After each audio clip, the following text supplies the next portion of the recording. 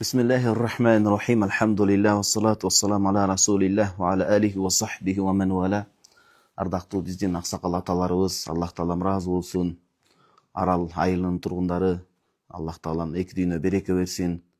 Ушул күндөргө чексиз шүгүр дейбиз аталарыбыз. Эмнеге дегенде, Кудайым ыйман берип, ынтымакта, ырашкерликте, ушу ыймандын көлөкөсүндө өсүп өнүп, тынчтыкта, бейкуттукта, амандыкта ушундай өмүр сүрүп жашап атканыбыз үчүн Аллага шүгүр, бейиштин тилкеминдей жерибиз бар экен. Ушундай табиятыбыз көз жоосун алган. Кудайга шүгүр, меймандоос, кең пейил, ыйманды сүйгөн, жакшылыкты дайыма аткарып жүргөн ушундай кадырман калпыбыз бар экен. Калың букара элибиз, Аллахым ыраазы болсун сиздерден. Кудайым бүткүл дүйнө жүзүнө тынчтык, амандык берсин. Кудайым мусулман өлкөлөрүнө жакшылык берсин. Боордош кошуна өлкөлөргө жакшылык берсин. Анчинде жалпы Кыргызстаныбызга, ажообузга, башчыбызга, жалпы эле эл үчүн жан берип жүргөн ар бир адамдарга Аллах таалам ыраазы болсун.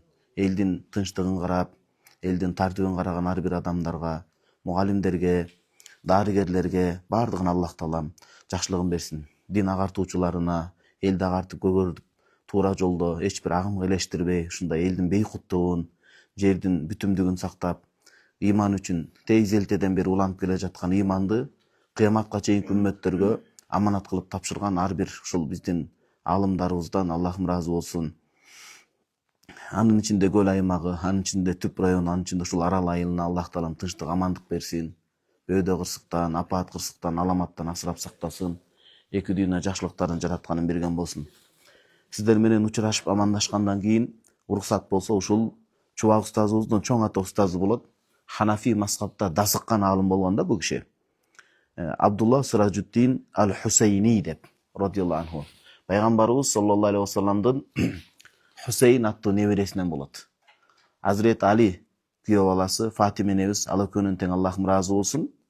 Биз ушунчалык жакшы көрөбүз, ошо экинчи небереси, кенже небереси Азирет Хусейн радиаллаху урпагынан такалат бул кишилер. Ошондой дасыккан чоң аалымыбыздын ислам дининдеги намаздын орду, анын артыкчылыгы, намаздын бул жашоо, кабырда акыреттеги тийгизген таасир адептери да укмуш китеп жазган. Ошонун ичинен намаздын жашоого тийгизген таасири, мына ушул туурасында сабак кылсак. Анан эмне үчүн бул маселени тандап алдык десеңиз, жашоодо аны айтабыз, муну айтабыз, бирок намаз ордунда болбосо, 5 маал намаз турбаса, көп нерседен калып калуу коркунучу бар экен да. Эгер биз намаздын өтөөсүнөн чыгып, Кудайым берген топук менен жакшынакай окуй турган болсок, ошого мойнубуз жар берип, анда көп жакшылыктарга эргешебиз. Мисалы, илим алууда дагы, Алла жолуна чыккан болсок дагы эң негизги нерсе бул намаз. Анткени акыр кыяматта дагы адам ушул өмүрүнөн, Аллах берген байлык, ырыс, дөөлөттөн эң негизгиси ушу намаздан сурак болот экен. Эсеп кысап. Эгерде биз намазды жакшынакай эсеп кысабынан өтө турган болсок, ошо балагатка жеткенден баштап, же түшүнүк келгенден баштап казасын өтөп, толтуруп, каза кетирбей, убагында окуп, ошого ылайыктуу адеп менен жүрө турган болсок, анда калган суроо чокутка намаз шапаат, колдоо көрсөтөт экен да. Эгер намаздан өтпөй калсак, анда калганы кыйын болуп калат экен. Үчүнчүдөн, намаздын диндеги орду денедеги баш сыяктуу. Эгер кайсы бир денеде баш жок болуп калса, кээ бир аалымдарыбыз, ислам ааламында, кээ бир аалымдар жаназа окулунбай калат дегендер бар экен. Бирок туурасы бизде Ханафи мазхабта. Мисалы, маркум деп элестетсек, кечириңиздер, ручкага теңеп атат дебеңиздер. Маркум деп элестетсек, ушунун көпчүлүк бөлүгү болсо денеси, башы менен биргеликте, анда жаназа окулунат. Кудай сактасын, баягы ар кандай апаат кырсык болуп калып, Кудайым анын бетин ары кылсынчы. Аз эле бөлүк кол же бут табылып калган болсо, жаназа окулбастан жөн эле көмүлүп жерге узатылат да, ал учурдачы, эсине Куран багышталып. Ошол сыяктуу айтайын дегеним, хадисте да баса белгиленген, намаздын диндеги орду 5 маал намаздын орду денедеги баш сымал. Анан намазды да жөн эле эмес, сөлөкөтүн эмес, жандуу кылып тургузуп окуу экен да. Ошон үчүн ушул максатта мынакей асару солат фил мусалли, намаз окуган адамга тийгизген таасири, мына ошону окуйбуз. Кудайга шүгүр ата, мурдагыга салыштырмалуу намаз окугандар көп. Бирок канчалык намаздан биз таасир алып атабыз? Канчалык жашообуз өзгөрүп атат? Мына ушул маселеде. Намаз окугандар көп болушу мүмкүн экен, бирок анын кулк мүнөзү өзгөрдүбү? Ата-энеси менен айтышып аткан жокпу намаз окуп атып? Колу коңшусуна мындай кең пейилдик менен мамиле кылабы? мамлекетинин өсүп дамышына кандай салым кошуп атат? Намаз окуганда адашпай, намаз окугандарды капырга чыгарбай, жакшынакай мындай намаздагыдай сыпайы жүрөбү? Чындап момундук сыпат барбы ал адамда? Эгер жогоруда саналган сыпаттар бар болсо, анын намазы кабыл болуп атат деген сөз экен. Муну кудум жанагы ашказан оорусуна байланыштырсак болот экен да, өткөч медицина тармагында. Ар бир адам тамакты жеген менен өттө ашказанда мандем оорусу бар болсо, ал сиңбей эле сыртка кусуп чыгып калышы мүмкүн экен да. А өт менен ашказанды дарылап, Кудайым шыпа бермейинче, ал ичкен нерсеси ууга айланып калышы мүмкүн экен. Же бөйрөк маселеси, гемодиализ Кудайым сактасынчы барып атпайбы? Кан айланбай кайра ууга айланып калышы мүмкүн экен. Ичкен тамак Кудайым асырасын андай жаман оорудан. Кайра зилге ууга айланып калышы мүмкүн. Кудум ошол сыяктуу намазды окуп бирок кулк мүнөзүн оңдобосо, башка кылбаса, эми намазын токтотпош керек. Азыр окуйбуз, намаз түзөп кетет. Бирок ошо намаз окуп эң чоң иш кылды. Ошо менен биргеликте биз ошо намазга татыктуу адам болуп жашаш керек экен. Ким 5 маал намазга татыктуу жүргөн болсо, анда эң чоң ийгилик да. Карасаңыз ошол. Бул жерде чоң аалымыбыз Ханафи 16 таасирин эскерген. Азыр эми бул жерде 2 саат бар да, 1 саатын сабак, 1 саатын суроо жооп кылсак, 7-өсүн эскермей болдук. Көңүл буруңуз дейт, кунт коюңуз дейт. Намаз окуган адамга намаздын таасири болот өзгөчө дейт. Караңыз, биринчи рухуна таасир этет. Рухуна дегени бизде жан дүйнө деп атпайбы, руханиятына. Жан дүйнө көрүнгөсүнө таасир этет экен. Намаз окуган адамдын адатта руху жеңил болот. Кандай мусулман адамга Алла жеңилдик берген? Эми ар бир адамдын көйгөйү бар экен тууган. Күлүп жүрсө эле, жадырап жүрсө эле, мунун көйгөйү жок дебеш керек экен да. Балким элге сырттан күлүп, ичинен ыйрап жүргөндөр канча. Атүгүл ажабыз аман болсун, Кудайым жакшылык берсин. Ажодон баштап дейт, бүт адамдардын өзүнө жараша көйгөйү бар.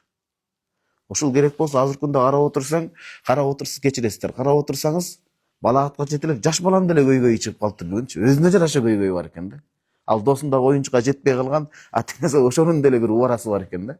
Демек, ар биринин өзүнө жараша көйгөйү, убаракерчилиги, жоопкерчилиги болсо, мунун бардыгын адам алсыз экен, анын руху, жаны да алсыз экен. Анан көйгөй менен өзүн сыгып жибербестен намаз окуп ошону жеңилдетиш керек экен. Намаз окуп жеңилдетпесе, имандан адашып кетип, Кудай сактасын, бакшыга барып, көз ачыкка барып, эмдетип, ал имандан чыгып кетиш коркунучу бар. Буга дигиге барып, өз сыяктуу эле пендеге акчасын да чачып, убактысын да коротуп, кыйналып калат экен да. Ошого намаздын адамдын руханиятына, жан дүйнө көрүнгөсүнө таасири бар. Колбиян жүрөгүнө дейт. Жүрөк ушунчалык алсыз, намаз окуган сайын рухубуз жеңилдеп, жаныбыз, жүрөгүбүз нурланат экен. Жүрөк адамдын эң негизги нерсеси да. Кече курбуга барып, сабак өткөнчө, берки Сарыкөл Михайловкага эжебизди, жездебизди зыярат кылып келдик. Жездебиз аябай жакшы киши эле, жакшы жамандыкта мындай калбай, жашы чоң болсо да, камчы жездебиз кызмат кылат да, Алла ыраазы болсун. Анан байкуш барсак, Шыргайда ушундай арык болуп калыптыр. Ашказанынан деп барган экен, өтү менен кошуп операция болуптур да. Анан тирүүлүк ушул экен, айтып атат, эң негизги нерсе ден соолук экен деп. Жашоодо баардыгы келип, ден соолук, биринчи байлык баягы дегендей, ошол адамдын жүрөгүндөгү ыйманы бул эң негизги нерсе экен да. Ден соолук сыяктуу эң зарыл нерсе экен. Ошого жүрөктүн оңолушуна биз ушунчалык маани бериш керек экен. Анан намаздын 4-3 акыл, акылга таасири ушунчалык дейт. Акыл тунарып, тазарып турат экен да. Анткени азыр мурда болуп көрбөгөндөй маалымат өтө жыш көбөйүп кетти го, карап отурсаңыз. Жаш бала деле колунан телефон түшпөйт. Мындай кыйын да. Бүт нерсени тездеп көрүп, мондай аралашып кетип атат. Ошону фильтрлеп, тазалап турбаса, балага кооптуу экен да. Бул илимий изилдөөлөрдө айтылган. Акылга таасири бар дейт. Ва идрокиян, аң сезимге таасири бар намаздын керек болсо. Ва жисман, ден соолугуна дагы таасири бар дейт. Кудайым буйруган нерседе пайда болот. Мунун бардыгы анан намаздын таасири туугандар. Бул дүйнө менен чектелбейт экен мынакей. Намаздын кээ бир пайдасы бул дүйнөдө болот, кээ бир пайдасын адам намаздын үзүрүн кабырда көрөт дейт. Адам кабырда жатканда, мирзеде кабырда жатканда намаздын үзүрүн көрөт экен, таасирин. Анткени биз буга таң калыштын кереги жок. Намазды ким үчүн окуп атабыз? Ва таваккал алал хаййиллади ла ямут, эч качан өлбөгөн, эч качан жок болуп кетпеген, телегеи тегиз, кудурети күчтүү Аллага карап окуп атабыз биз, жүздөнүп. Алла Тааланын ыраазычылыгын көксөп. Демек Аллах Таала өлбөйт, Аллах үчүн окулган намаз да жок болбойт деп түшүнүш керек экен да. Анын пайдасы кабырда да тиет экен. Карасаңыз, кабырда да. Эң жалгыздык бул коркутуп, өркүтүп эмес туугандар. Билесиз го, сабак жумшактык менен, адеп менен айтылат. Адам кабырда эң көп шерикке муктаж болот экен да. Бул жашоодо деле карап көрсөңүз, мына аталарыма бул сөз тиешеси жок. Аталарым жашоону турмушту көргөн, жаш инилерим же үйлөнө элек бойдогу агаларым. Жашоодо жакшы шерик тандасаңыз жубай. Анда сиз бул дүйнөнүн бейишинин тең жарымын ээлеген болот экенсиз. Анткени сиздин көңүлүңүздөн чыгат, көңүлүңүздүн өтөсүнөн ата энеңизди сыйлайт, бир туугандарыңызды жакындатат, мындай көңүлүңүз жаз маанайы менен жүрөт. Эгер тандаган жубайыңыз же кыз кишиге тандаган эри тийген күйөөсү начар чыкса, жашоосу бир акыреттин жаман бир элеси болуп калат экен да. Туугандан алыстаган, ата энесинен четтеген, өзүнө өзү батпайт, өтө жаман нерсе экен. Бул убактылуу дүйнөгө биз шерикке, жакшы доско муктаж болсок, кабыр ал канчалык кабырдын акыбалы. Демек анда биз шерикке муктаж болобуз да. Караан боло турган намаз кабырда караан болот деп атат. Wa minha ma yasar fi awalim al-akhirah. Акыретте махшар майданы. Өлгөндөн тирилет да, 2-3 сурнай тартылат. Ошондо адамдар бүт тирилгенде ошол жерде да намаздын пайдасы болот дейт. Эң эле биринчи пайдасы аталарым. Намаздан алдын даарат алабыз. Ошо дааратта, даарат алган мүчөлөрдө ал жерде нур болот, аппак белги болот. Аттын кашкасындай, анан пайгамбарыбыз саллаллаху алейхи вассалам бизди терип тандап алып, Аллах тааланын сыйы көрүлүп баштайт да. Кавсар суусунан ичилет, жеңил эсеп кысап болот дегендей. Ва минха намаздын акыркы пайдасы чекити бүтүп токтогон чекити. Акыркы бара турган жайы фи аламил жанна бейиш ааламында болот дейт. Бейишке чыкканда дагы намаздын өзүрүн көрөбүз дейт. Карасаңыз, демек ойлобош керек, бул дүйнөдөгү кыска убакытта окулган намаз бейишке чейин үзүрү берет экен да. Намаздын таасири жөнүндө сөз болуп атат буюрса жашоодогу. Биринчи, намаздын таасири аннаха танха сахибаханил фахшаи вал мункар, уят жаман иштерден тыйып кайтарат экен. Намаз түзөтүүчү турбай уят иштерден. Мунун далили Куранда Аллах таалам айткан: "Утлу ма ухия илейка минал китаби", о Мухаммед саллаллаху алейхи вассалам, сага түшүрүлгөн Куран аяттарын окугун, ва акимус салата, намазды калтырбай тургузгуну дейт. Көңүл буруңуз, ар бир сөз маанилүү. Мисалы, Кыргызстанда бизде берене баш мыйзам бар, ошол мыйзамдын ар бир сөзүн колдон келишинче адамдардын колунан чыгарылып атат. Бирок ошентсе дагы ар бир сөзү берене кылдаттык менен жазылыш керек. Бүт нерсени камтып алыш керек, туурабы? Анын ичинде кылмыш жаза кодекси, анан башка деп тармактанып кетет. Ар бир сөзгө, ар бир контекстке маани берип жазылбаса, ал жердеги кеткен мүчүлүштүк ката көп адам тагдырын кесип коюшу мүмкүн. Тагдырына балта чаап коюшу мүмкүн. Ошондой эле Куранда ар бир эскерилген сөздүн өзүнүн орду бар. Биринчиден, пенденикин Аллахка салыштыра албайбыз. Пенденики кемчиликтүү боло берет, уламтуулуктуу боло берет, өзгөрөт заманга. Аллахтын сөзү бардыгын билет. Аллахтын сөзүндө караңыз, намазды оку деген жок. Ва акимус сола, намазды тургузгунуңуз дейт. Тургузуңуз дейт. Намазды тургузуу менен окуунун айырмасы бар. Окуп таштап коюшу мүмкүн. Тургузган дегенде сөлөкөтүү, ички берилүү менен. Ошого жүрөгүнөн күйүп деген сөз. Эмне үчүн десе, инна солата танха анил фахшаи вал мункар, намазды окуу, намаз акыйкатта чындыгында уят, жаман, бузук иштерден тыят дейт. Намазды окуй берген адам бузуку, жаман иштерден тыйылат. Канча көзүбүз менен көрүп атабыз. Ичкиликке берилген, зөөкүр болгон канча адамдар мына сабактар менен себеп болуп, дин мээнети, даават менен, намаз менен канча жакшылыкка келип атабыз. Кудайга миң мертебе шүгүр. Миң мертебе шүгүр. Бул дагы чоң өнүгүү да. Кудайым берген бул дүйнөдө. Демек, намаз уят, жаман иштерден кайтарат деген сөз качан кайтарат? Кээ бирлер айтышы мүмкүн да, намаз окугандарды деле көрдүк. Азыр тенденция мындай да болуп атпайбы? Жолук салынгандар же сакал коюп сакал өстүрүп намаз окугандардан көрүп атабыз го бузукулукту десе, ага жооп болуп атат. Ва залика, намаз жаман иштерден кайтарат, ала кадри худурихи фи салатихи, намазда канчалык берилип окуса дейт. Жөн эле окуу эмес, тургузгандарды кайтарат экен да бул. Намаз канчалык берилсе, канчалык коркуп окуса, канчалык намазга ушунчалык көз карегиндей маани берсе, анда ошондо нур болот бул дейт. Нур, имандын жүрөгү нурланып, жамандыктан кайтарат. Пайгамбарыбыз саллаллаху алейхи вассалам айткан: "Уас-салату нурун", намаз бул нур болот деген. Канчалык күчтүү берилип, өз убагында толук адептер менен окуса, жүрөктөгү имандын нуру денедеги жаман кулк мүнөзүнүн караңгычылыгын кетирет дейт. Бул түркөйлүк караңгычылык экен да. Жаман кулк мүнөз барбы? Ал анын денесиндеги караңгычылык. Мүнөзү корс оройбу? Ал денесиндеги жаман сыпат. Бул караңгычылык, караңгылык, түркөйлүк. Канчалык намазга маани берип, нурун көбөйткөн сайын, ошо намаздын нуру имандын нуру менен тогошуп, байланышып туруп, денедеги жаман сыпаттарды айдап отурат дейт. Карасаңыз, айдап отурат деп атат. Пайгамбарыбыз саллаллаху алейхи вассаламга мынакей Ибн Хиббан, Имам Байхақи, Муснад имам Ахмадта хадис келген. Жаа ражулун илен набий саллаллаху алейхи ва саллям фақал. Пайгамбарыбыз саллаллаху алейхи келип айткан. Инна фуланан юсалли фил лейл. Bir адам түнү бою намаз окуйт дейт. Куфтанда окуйт экен, түнү шам куфтанан кошумча тахажжуд окулат да. Түнү менен намаз окуйт, бирок фаида асбах эртең менен таң атып кирсе сарака уурдайт дейт. Түнү молдонун кейпин кийиши мүмкүн намаз окуп, күндүз ууру кескилик менен алектенет деди. Адамдардын буюмтайын уурдайт деди. Кандай бул адамдыкы деп түшүнбөй калышты. Дегенде пайгамбарыбыз саллаллаху алейхи ва саллям айтты: "Саянхаху ма тaqul", сен айтып аткан уурулукту намаздын калтырбаса эле намаздан токтотот дейт. Бирок намазына көңүл бурсун. Намаз окубай уурулук кылып жүргөнгө караганда, ооба, динге жаманаттык кылбаш керек, дин кемчилиги жок. Бирок муну намазы барып токтотот деп, тез арада жана адам окуган намазы аны барып жүрөгүн нурлап, денесин нурлап, колун нурлап, колу туткактык уурулуктан акыры тыйган деп атат да. Эми бизде элде жакшы сөз бар го, кыргыз элинде. Жакшы болуш аста-аста, жаман болуш бир паста. Bir күндө эле адам жакшы болуп кетиш кыйын да. Өзү негизичи жаман болуш тез экен, бирок жакшы жолдо жүрүү өтө кыйындан кыйын экен да. Жашоонун сыноосу ошол экен. Мисалы, канча жыл илим окуган адам, канча жыл умрага барган адам, канча ушу дин жолуна дааватка чыккан адамдын нафсиси жок дейсиз. Анда деле ошол башка адамдагы нафси бар ошондо деле. Дүйнөгө болгон кызыгуу, аял затына болгон кызыгуу башка болгону ал Кудайдан коркуу сезими менен жана жалган азырыктарды басып отурат. Баарыбыз ошо Кудайга тобокел кылып дуа кылуу менен.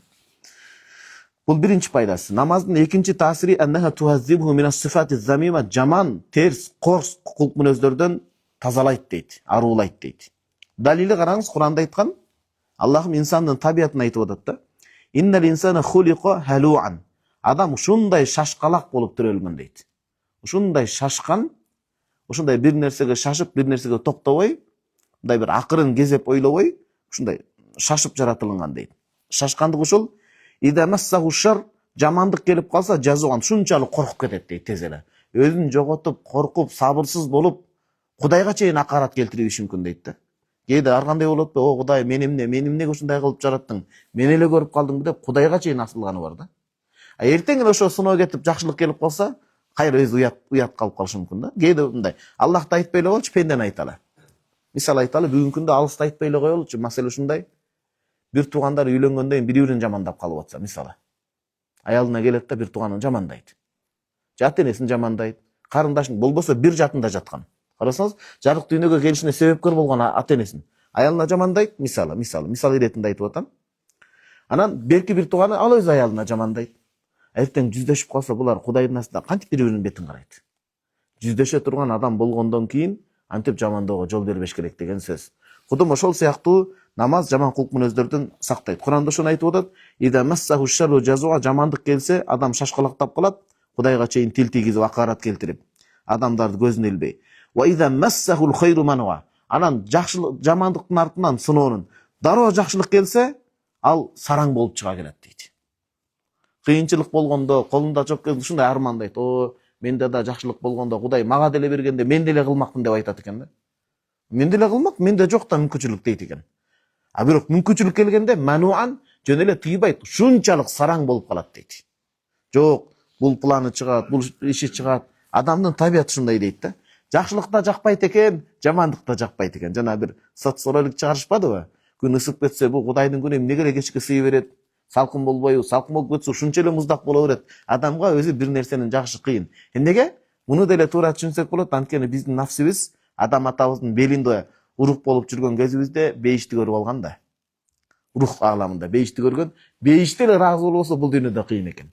Бирок бул дүйнөнү да кейиште жүрө бербей, бейишке айланыш үчүн адамда топук, каниет, кеңпейилдик болуш керек. А биздин мына аксакалдарыбыз отурат, аталарыбыз, улуу. Бул кишилер атабыз отурат. Бул кишилер ошо кеңпейилдик доордо жашаган. Туурабы ата? Азыркындай жеңилдик болгон эмес. Азыркындай иманга шарт болгон эмес. Кысмак алынган, башка болгон, бирок ошондой учурда дагы кеңпейилдик болгон.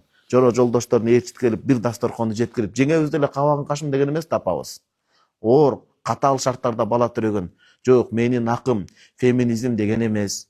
Менин акым мага көңүл бурбай атасың. Внимание жетишпей атат мага деген эмес да.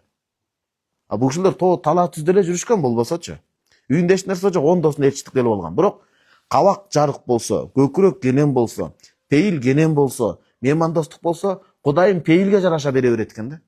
Бүгүнкү күндө 10 нандын берекесинин жоктугун аталарыбыздын заманында балким жарым нан менен берекени берген. Эмнеге? Бардык нерсе адамдын пейилине, ниетине жараша экен. Ниетке батса, анда батат экен. Бирок жерде эгенендик болуп, ниеттер болсо батпайт экен, карасаңыз. Жердин кенендиги боло турупчу. Ошону айтып атат. Инсандын табияты ушундай дейт. Бирок көңүл буруңуз, жакшылык да жакпайт, жамандык да жакпайт инсан. Илла бирок жакшы адамдар барбы? Бар. Ошо жакшы адам үчүн дүйнө турат. Жакшы адамдар калбай калганда кыямат болот. Аллахтын жашоого бекиткен таразасы ушундай. Жакшы адамдар, жаман адамдар. Жаман адамдар деп өзүбүз жакшылап аткан жокпуз. Ар бирибизде жамандык сыпат бар, жеңишибиз керек. Жакшы адамдар таразанын салмагында көп болсо, Кудайым апаат кырсыкты бербейт. Жаман адамдар, шундай түлкү сыяктуу жалмаңдаган адамдар көбөйсө, баягындай өз көмөшүнө гүл тартып, өзүнчүл, кара өзгөй, көрө албас, ичи тар, душманчыл, дүйнөгө малынган адамдар көбөйө турган болсо, анда жерде апаат кырсык каптай баштайт. Жакшыларчы? Жакшылардын санасы. Ошон үчүн жакшылыкка чакыруу, жамандыктан кайтаруу, ошон үчүн имандашуу, ошон үчүн үгүт насаат кылуу, ошого биз муктаж экенбиз. Карасаңыз, илля аятта айтып атат Курандын уландысы. Бирок жакшы адамдар барбы мындай? Бар. Иллал мусаллин, намаздын акысын берип намаздын акысын өтөп окугандар гана андай эмес деп атат. Анткени эмнеге? Пайгамбарыбыз саллаллаху алейхи адаты ушу болгон, жакшы күндө да шүгүр кылган, жаман күндө дагы шүгүр кылган. Кайненем айтат, жаңы келин болуп бардым, 2 үй бүлөгө барганмын дейт. Өтө оор эле ал учурда дейт. Тияка барсаң, дияка жакпайсың, бияка барсаң, биякты жамандап, ага жакпайсың дейт. Анан жаңы турмуш оңой эмес да. Мен деле ата эне болуп калдым, ар бирибиздин кыздарыбыз бар балдар.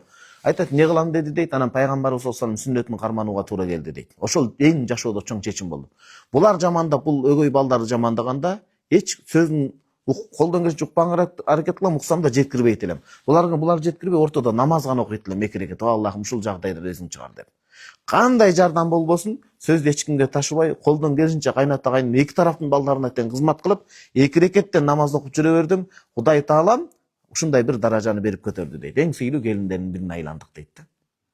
Намаз, пайгамбарыбыз саллаллаху алейхи вассалам сүннөт ошондой, кубаныч болгондо да шүгүр намазын окуйт эле. Ханафи мазхабта ал важип эмес, имам Абу Ханифа рахимахулла айткандай, ал киши бул намаз дегени баягы мустахаб болот. Окуса жакшы, бирок парз милдет эмес. Жакшы күнгө да 2 рекет намаз окуп шүгүр кылып коюш керек. Балаңыз аман-эсен окууга тапшырып келди. 2 рекет шүгүр кылыш керек. Мисалы, кыйынчылык келип атат. 2 рекет Аллага кайрылып шүгүр окушубуз керек. Ошол ынааныч келиш керек бизге. Пенде канча убада берсе да чече албай калышы мүмкүн, сөзүнө тура албай калышы мүмкүн. Аллах пенде бир сурасаңыз жакшы көрөт, тууганыңыз деле сурап бара берсеңиз суранып жаман көрөт. Бирок Аллахтан сурабай койсоңуз жаман көрөт. Ошону айтып, иллал мусаллин, намаз окугандар бөлөк. Алладина хум ала салатихим даимун, кандай намаз окугандар бөлөк десе, ар дайым намазын калтырбай окугандар. Анткени жүрөктөрү Кудай менен байланышкан, жакшы жаманды Кудайдан экенин билет. Башкача өмүр сүрөт да. Ичи тар эмес. Колдон келсе баарына жакшылык кылат, мисалычы. Өткөндө көрдүк го, Бишкекте бир таксырыбыз намаз кылган жакшы киши экен. Байкуш ошо балдарды табияттын тазалыгына да көңүл буруп, балдардын көңүлүндө көтөрөйүн деп балмуздак немесин канча сомдон сатып отурат го. Ага деле зарлуу эмес, анын деле жашоосу бар болушу мүмкүн, муктаждыгы бар, бирок ошо кичине тазалыкты көрсөтөлү, балдардын көңүлүн жайгаралы деп атат да. Ошо намаз окуган адамдарга Кудайым жакшы бир ой санаа салат дейт. Адам баласы ушундай экен, карасаңыз, Муснад имам Ахмадта хадис келген, пайгамбарыбыз саллаллаху алейхи вассалам айткан, шарру ма фир роджул, көңүл буруңуз бул хадиске. Адамдагы эң жаман сапат дейт. Мындай күчөтүү формасы менен айтып атат. Манас эпосунда да келет го, жана карагайдай найзалып деп күчөтүү формасычы. Ошондой пайгамбар бул жерде акыйкатты баса белгилеп атат бул жерде. Адамдын, эркек адамдын өзгөчө эң жаман сыпат эркек адамдын. Шуххун халиун, өтө сараңдыкка батып кетүүсү дейт. Колу битил болуп, сараң болуш, бул эркектин эркектик мүнөзүн чүрүүет дейт. Аял кишиге бир аз Аллах таала сараңдык сыпат берет, ал жакшы мааниде, бир аз. Эмнеге ал эртеңин ойлойт. Анан эркек кол ачык болуп эле далдалактап баарын чача берсе, балдарын ким карайт? Аялга керек экен ал сыпат, бир аз болсо да. Кой үйдө ойлоп тур, аны туура эле түшүнүш керек экен. Бирок эркек адамдын сараң болгондо бул эркекти жерге, намысын жерге тебелей турган, жер менен жексин эң жаман сыпат экен да. Эркекке март болгон, март болгон, кол ачык болгон жарашат экен. Мына жана аксакал атабыз менен бул жерде сүйлөшүп отурдук, сиздер келгенче мечиттин сонун кылып жасап коюптур. Ошол 10 жылдыктар, 20 жылдыктар арал тургунун жаштары да сонун. Мына кышында ысыгы бар экен. Кондиционер деле болсо керек, муздаткычы деле. Муздаткычы болушу мүмкүн, мындай сонун да. Мечитке кирсең карап, мындай жакшы таза болуп турса, кийимдер ирет менен болуп турса, келген коноктор намаз окусаң да жакшы да. Мисалычы, ошол ар бир айылдын тыңдыгын мечитинин тазалыгынан, мектебинен, бала бакчасынан, китепканасынан эле билип койсо болот ошону. Канчалык көңүл бурат. Эгер китапкана карып болуп, кичинекей болуп библиотекасы, анда иреттелбей, жан китептер жок болсо, бул айылдын жаштары китепке кызыкпайт, демек билимге начар дегенден билсек болот анда. Карасаңыз, Пайгамбарыбыз саллаллаху алейхи ушуну айтып атат: "Шарру ма фир раджули", эркек адамдын эң жаман сыпаты бул өтө сараң болгону дейт. Анан экинчи сыпат ожубнун халион, коркок болгону дейт. Коён жүрөк болуп коркок болгону дейт. Эркек адамдын жашоосунда эмне деген сыноолор келет? Ал көкчал каршысы сымал тобокелге бел байлап, жаратканга жалбарып, тобокелчилик менен көп иштерди бүтүрүш керек экен да. Жоопкерчиликти албай кача бербеш керек экен. Демек, бул жаман сыпаттардан намазды такай окугандар гана убактысында, бекем карман окугандар гана бул табияттан тазаланат. Намазды анткени тазалоочу касиетти Аллах берип койгон дейт. Намазда ушундай нерсе бар экен. Жаман терсин өзүнөн тазалайт. Бара-бара. Тез эле болуп кетпейт, анткени оору бар го жана. Өнөкөт алып кеткен ооруну дарыгерлер себеп болуп оңой менен эмес да. 2 айлап, 3 айлап, 6 айлап дарыланыш керек, туурабы туугандар? Намазды да калтырбаса, акырын 40 күндөп, 6 айлап, 1 жылдап ошол оорулардан тазалайт экен да. Аллах таалам жакшылыктарга берсин. Имам Ибн Хумейт Ибн ал-Музир хадисте жеткирип атат: "Алладина хум ала салатихим даимун", Курандагы алар намазын калтырбай окуйт дегендер, зукиралана бизге хадис жеткен дейт, анна наби Аллаху Даниил деген пайгамбар болгон. Кимдегим эркек балалуу болуп, бир эл убакта динге туура келген, бир убакта современный заманбап ат коем десе, Даниил деп койсо жарашат. Мурда өткөн ошо пайгамбардын аты да. Албетте эң жакшы ат Абдулла Абдурахман, анан пайгамбарыбыз саллаллаху алейхи Мухаммад деп коюлган аттар. Кандай береке. Анткени адам ат тандаганда маани бериш керек, кыяматта ошол ат менен чакырылат. Бул дүйнөдө документтерге жазылгандай эле керектүү кагаздарга, иш кагаздарына акыретте ошол ат менен чакырылат ысым менен. Даниил пайгамбар, карасаңыз эмне деген? Даниил пайгамбар убагында көңүл буруңуз, бул өтө маанилүү хадис. Васаф уммата саййидина Мухаммад саллаллаху алейхи өз коомуна сиз менен биз Мухаммад саллаллаху алейхи вассаламдын үммөтүн сыпаттаган экен алдын ала. Өзүнүн коомуна айтканда: "Коомум, силер намаздан жалкоо болуп атасыңар, силер маани бербей атасыңар. Мына китепте Аллах таала бизге вахий кылып түшүргөн дейт. Кыяматка жакын кыяматтын үммөтү келет. Акыркы пайгамбар Мухаммад саллаллаху алейхи вассалам келет, андан кабар берип атат. Анан анын үммөтү келет, алардын үммөтүнүн коомунун сыпаты мындай дейт. Карасаңыз, сиз менен бизди сыпаттаган да. Пайгамбар коомуна сыпаттап атат. Ошондой болгула деп. Ата баласына келип айтат го: "Балам, ушундай бир жакшы бала чыгыптыр.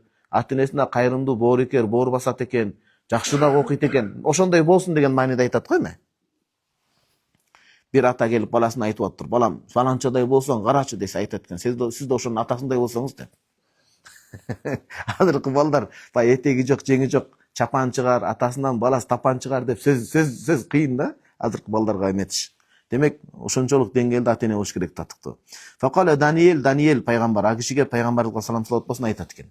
Мухаммад пайгамбарыбыз саллаллаху алейхи акыркы үммөтү дейт, сиз менен биз. Юсаллуна салатан, ушундай намаз окушат. Лау саллаха кавму Нухин, ошо Мухаммад пайгамбардын кыяматтагы келчү үммөтү окуган намазды Нух пайгамбардын коому окуганда ма горику, деңизге чөгүп кетпейт эле дейт. Алар деңизге топон суулар ташып эскерткен да, койгула, бузукулук иш кылбагыла дегенде, бузукулук иш биякта турсун, акыры Нух пайгамбарды акылсыз балдарын жетелеп келип таш менен ыргытып ташбаранга алганга аракет кылышкан. Кызыл чектен ашып пендечиликтен кечип кеткенде Аллах таала жерге буйрук берип бүт суу чыгып, бул дүйнөлүк мусулман эместердин тарыхында да жазылып сакталган. Жерди топон суу каптап, анан момун гана 80-90го жетпеген момун адамдарды жыйнап жанага кайык кемеге. Анан жан жаныбарлардын жуптарын алып, анан ошол жерден Аллах таала өкүмү менен куткарылып калган. Ошо Нух пайгамбардын коому жана мусулман үммөт, пайгамбардын акыркы келген үммөтү саллаллаху алейхи вассалам окуган намаздын бирин окуганда алар чөкмөк эмес дейт. Мындай баштарына азап келбейт эле дейт. Ау коому Адин же Ад дөө коому болгон. Бүгүнкү күндө бар. Муну мусулман эместердин тарыхында Иордания жана башка тарап Хижазга барып калсаңыз, тоону жонуп кадимкидей үй жасаган. Бүгүн бар. Аллах таала атайын бизге сабак болуш үчүн калтырган. Эгер ошону калтырбаганда бул молдолор жомок кылып эле айта берет мусулмандар дебеш үчүн да. Тарых тоолорду тешип жасаган кадимкидей дөөлөр болгон. Бойлуу. Күч кубатына ишенип кеткен да булар. Адам ошондой экен да, байлыгы бар, байлыгына чиренет экен. Жашоодо ошондой болуп калат экен да. Иман болбосо, мансабы бар мансабына манчыркап калышы мүмкүн экен, Кудай сактасын. Ал убактылуу эле нерсе да. Бүгүн бар, эртең жок. А бирок түбөлүк кыла турган эки нерсе гана болот экен. Адамгерчилик менен иман гана. Эгер адамгерчилик иманың менен болсоң, жумушуң барда да адамсың сыйда, жумушуң кеткенден кийин дагы сыйдасың. Эгер адамгерчилигиң иманың болсо, адамдар менен болгон жупунурчулугуң болсо, кандай абалда болбо сенин кадыр баркың дайыма бийик тура берет экен да. Адамдан анткени эч качан күч менен зордуктап эмете албайсың да, мансап же болбосо кадыр бар таба албайт экен. Бул жашоонун акыйкаты. Айтып атат, эгер ошо Аат кому акыркы келчү кыямат үммөтү Мухаммад пайгамбарыбыз саллаллаху алейхи үммөтү окуган намазды окуганда ма урсилат алейхимур рихул аким, катуу шамал, торнадо дейбиз го. Азыр Америка континентинде көп болот го. Катуу шамал, торнадо деген аларды жулуп кетпейт эле дейт. Аат кому өздөрүнө ишенип дөө болгон, чыныгы эле дөө болгон. Анан болгондо буларга эскертүү берилген. Жок, Кудайдын кудурети. Кана Кудайың жөнөтсүнчү ошол азабын деп бойлоруна күчүнө ишенип калышкан да. Катуу шамал, куюн чапкан жана торнадо келгенде кааннахум а'жазу, Куран ушунча сыпаттайт. Куран так жазылган тарыхта. Кааннахум а'жазу нахлин хавия. Каракет эле окудум да аятты. Кааннахум а'жазу нахлин хавия. Айтат, жана мындай эметилет. Бактаракты мындай суурулуп туруп, тамыры жогору карап калган сыяктуу болуп калды дейт. Көңдөй шунчалык сыпаттаган да. Ушундай ичи көңдөй болуп, шамал алты тарабынан асты үстү оң, сол арты тарабынан алты тарабынан каптап ушундай абалда калган дейт. Ау Самуд, жоосо Самуд кому ма ахадатхум сайха. Самуд кому ушунчалык булардагы баягы жамандык жолго жетишкен. Булардыкы азыркы кылмыш жаза кодексинин тили менен айтканда бандитизм, рекетизм менен алек болуп кеткен. Самуд кому. Буларга келген адамдар, сырттан келген адамдарды талап тоноп, зөөкүрлүк кылып, ушунчалык чектен ашканда, зөөкүрлүк кылып чектен ашканда, Аллах Таала асмандан айкырык, ачуу айкырык жөнөткөн. Жана жаш балдар билсе керек, Mortal Kombat'та сингел деген бирөө бар эле, кыйкырып утуп коет эле го. Mortal Kombat ойногондор болсо билет. Мен буларга түшүнүктүү болуш үчүн гана айтып атам да. Аллах Таала ушундай бир катуу айкырык жөнөткөн да асмандан. Ошол айкырыктан булар бүт бардыгы жаман ауыр азапта калган да, Кудай сактасын.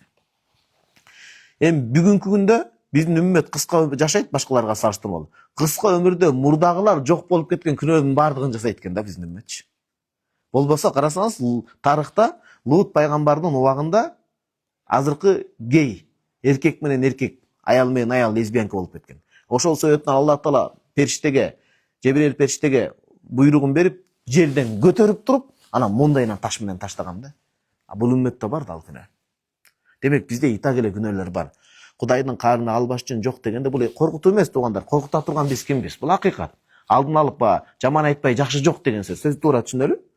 Болгону жок дегенде ошо намазыбызды кармасак деген маселе да бул жерде. Жок дегенде намазыбызды кармасак, намазга кайтсак, Аллах Таалам ушу апаат кырсыктан сактасын. Бул инсан көрпенделик кылып коет экен. Айтат экен, инсанга айтылат экен, моюну жаа бербейт экен. Качан кыйынчылык келгенде аттиң деп калат экен, бирок кеч болуп калбасын деген гана сөз. Намаздын андан кийин кола Катада табиин айтып атат, "Фа алейкум бис-сола", намазды калтырбагыла дейт. Эмнеге десе, "Фа иннаху хулуқул лил муъминил хасан", момундун эң жакшы кулк мүнөзү бул намаз болот экен. Демек бүгүн чоң пайда алдык сиздер менен. Кулк мүнөзү жакшы адам деп намазды калтырбай окуган адамды айтат экенбиз. Эгер жалган айтпай, түз сүйлөп, көбүнчө ошондой го биздин эл. Түз жүрсө ал жакшы экен, бирок аны тайкы экен да, жарым жарт экен. Качан ошол жакшы мүнөзүнө намазды кошкондо, чыныгы көркөм мүнөз ээси деп ошол адамды айтат экенбиз. Кой оозунан чөп албаган. Намаздын үчүнчү пайдасы аннал биррул илахия ятанасар фи алал муsalli. Муну мындай түшүндүрөйүн. Жана казактарда, казак бауырларыбызда шашуу деп коет го, бизде чачуу деп. Тойго андай-мындайга барганда жаш балдар келгенде билесизби? Жакшылыктын жишаны бардыгыбызга тегиз болсун, Кудайдын берекеси тегиз жасын деп момпозу конфеттерди чачып коебуз го мектеп. Үстүнө чачат го, жосо жаңы үйлөнгөндөр. Эми бул бидаат кылып, ушундай кылып ширк кылып аткан эч ким жок. Бул жакшы мааниде. Дайыма ошо берекеңер чачылып жүрсүн деген мааниде. Бул милдеттүү нерсе эмес албетте, бирок жакшы жишанда чачат го. Кудум ошосу мен муну салыштыруу үчүн айттым. Намаз окуган адамга Аллах Тааланын жакшылыгы чачылып жаап турат дейт. Жаңы үйлөнгөндөр кандай сүйүнүчү? Бойдок кезде ал менде деле ошондой ой болгон. Кудай үйлөнбөй өтүп кетемби бойдокчулуктун зардабын чегип депчи. Бойдок ата-энем түшүнсө ар бир бойдоктун арманы ошол го. Анан армандаганда жетип, намаздан, Куранчактан сонун жетип Кудайым берип, ошо күнү эңсен күнү келип, үйлөнүп, келинчеги менен кармашып келатканда үстүнө ушинтип чачууларды сатса кандай береке? Тим эле бир өзүнүн кудуңдап ичинен, Жездем келип тур деп анан эмелери кулагын чоюп мисалычы. Анчалыкка барбаш керек, бирок кандай бактылуу кез деп атам да. Мухаммад ибн Наср ал-Хасан ал-Басри мурсалан. Пайгамбарыбыз саллаллаху алейхи вассалам хадисте айтып атат, пайгамбарыбыз саллаллаху алейхи вассалам айткан: "Лил мусалли салас хисал". Намаз окуган адамга эң негизги 3 жакшылык берилет дейт. 3 жакшылык берилет. Белек. Биринчиси караңыз. Ятанасарул бирру мин ананисам ила мафрaq расиги. Те асмандын төрүнөн мафрaq расиги деп уюлдап коебуз го, баштын уюлу. Баштын уюлуна береке жаап турат дейт. Намаз окуган адамга асмандын те түпкүрүнөн анын мафрaq рас деп коет. Башынын уюлуна, могул жерине, чачынын уюктай болуп түшкөн жерине кадимкидей береке жаап турат дейт. Аллах Таала асманда башка эмес, Аллах Тааланы Меккеге таандык кылбайбыз. Ошо рызкынын кенчи болгон асмандан эми жамгыр жаап атпайбы? Рызкынын кенчи болгон асмандан анын башына береке жаап турат дейт. Байланыш. Бул байланыш ого эртең илим дамып, муну дагы зерттеп чыгышы мүмкүн да. Жин шайтанга табынгандар, көз ачыктык, бакшылык кылгандар аларда кара энергия болот. Шайтан менен жерде алар төмөн, жаманды карай мындай байланыш болот. Намаз окуган адамга асмандан нур төгүлөт деген сөз. Башына кадимгидей нур төгүлөт ал адамга. Ва тахуффу экинчи пайда бихил малаикату мин ладун кадамайхи ила ананис сама. Нур периштелер нурду аябай жакшы көрөт. Нур жааганда бутунан башына чейин асманга чейин аны периштелер ороп турат дейт намаз окуган учурда. Ошон үчүн оюңду бөлбө пендем деген ушул экен да. Сен кимдин астында турасың? Менин астыма келип алып сен неге дүйнөнү ойлонуп атасың деп Аллахтын сөзү бар да. Сен менин астыма келдиң го. Падышалардын падышасы менмин. Көйгөйүңдү чече турган менмин. Анан сурай турган мага келип алып сен намаз үчүн эмнеге оюңду бөлүп атасың дейт экен да, карасаңыз. Периштелер ороп алат. Ва юнадихи мунадин, анан периште үн салат дейт. Ошону көңүл буралы. Намаз окуп аткан адамга бутунан башына чейин асманга чейин периштелер свет жарыктык болгондо көпөлөктөр ороп алат го. Ошол сыяктуу периштелер асманга чейин ороп алат дагы. Ва юнадихи мунадин, периште жар салат дейт. Ла я'ламул мусалли май юнажи, намаз окуп аткан адам кимге мунажат кылып кайрылып атканын билгенде манфатал эки жакты кылчактап карабайт эле. Ой көңүлүн бузбайт эле дейт. Мындай түшүндүрөлү муну. Аткен жаш инелерибиз бар экен. Ажабыз чакырып атат сизди. Аллахтын өмүрүнө береке берсин, чакырып атат дагы. Маселеңди сурап кал, эмне көйгөйүң бар деп чакырды. Анан эми бул дүйнөнүн маселеси да. Бардыгы чектелүү. Ошондой болсо да айтып атса анан берки адам айыл муңунун арызын жеткирип калуунун ордуна арал айылында эмне маселелер бар, көйгөйлөр. Айтып кал, сага убакыт бөлүп атам деп убакыт бөлсө, ал баягы президентибиздин кабинетиндеги биякты карап, декор биягын карап, элдин арал, мисалы айталы, арал айылынын көйгөйүн айтып калбастан. Күрдөлдүү маселе. Биякты карап, ажам сиздин калпагыңыз башкача экен, ажам кийген кийимиңиз башкача экен деп ошо менен алек болуп калып атса, анда сиздер келгенде тилдейсиз деп айтпай эле койно, урушасыздар да. Сени өкүл кылып шайлап жөнөтсөк, сен кандай көйгөйлөр чечтиңби? Не көйгөйдү чечтиң деп сураса, эч нерсеси жок келсе. Убагында бир хан болгон. Маснавийде Жалалдин Руй мурашмай эскертет.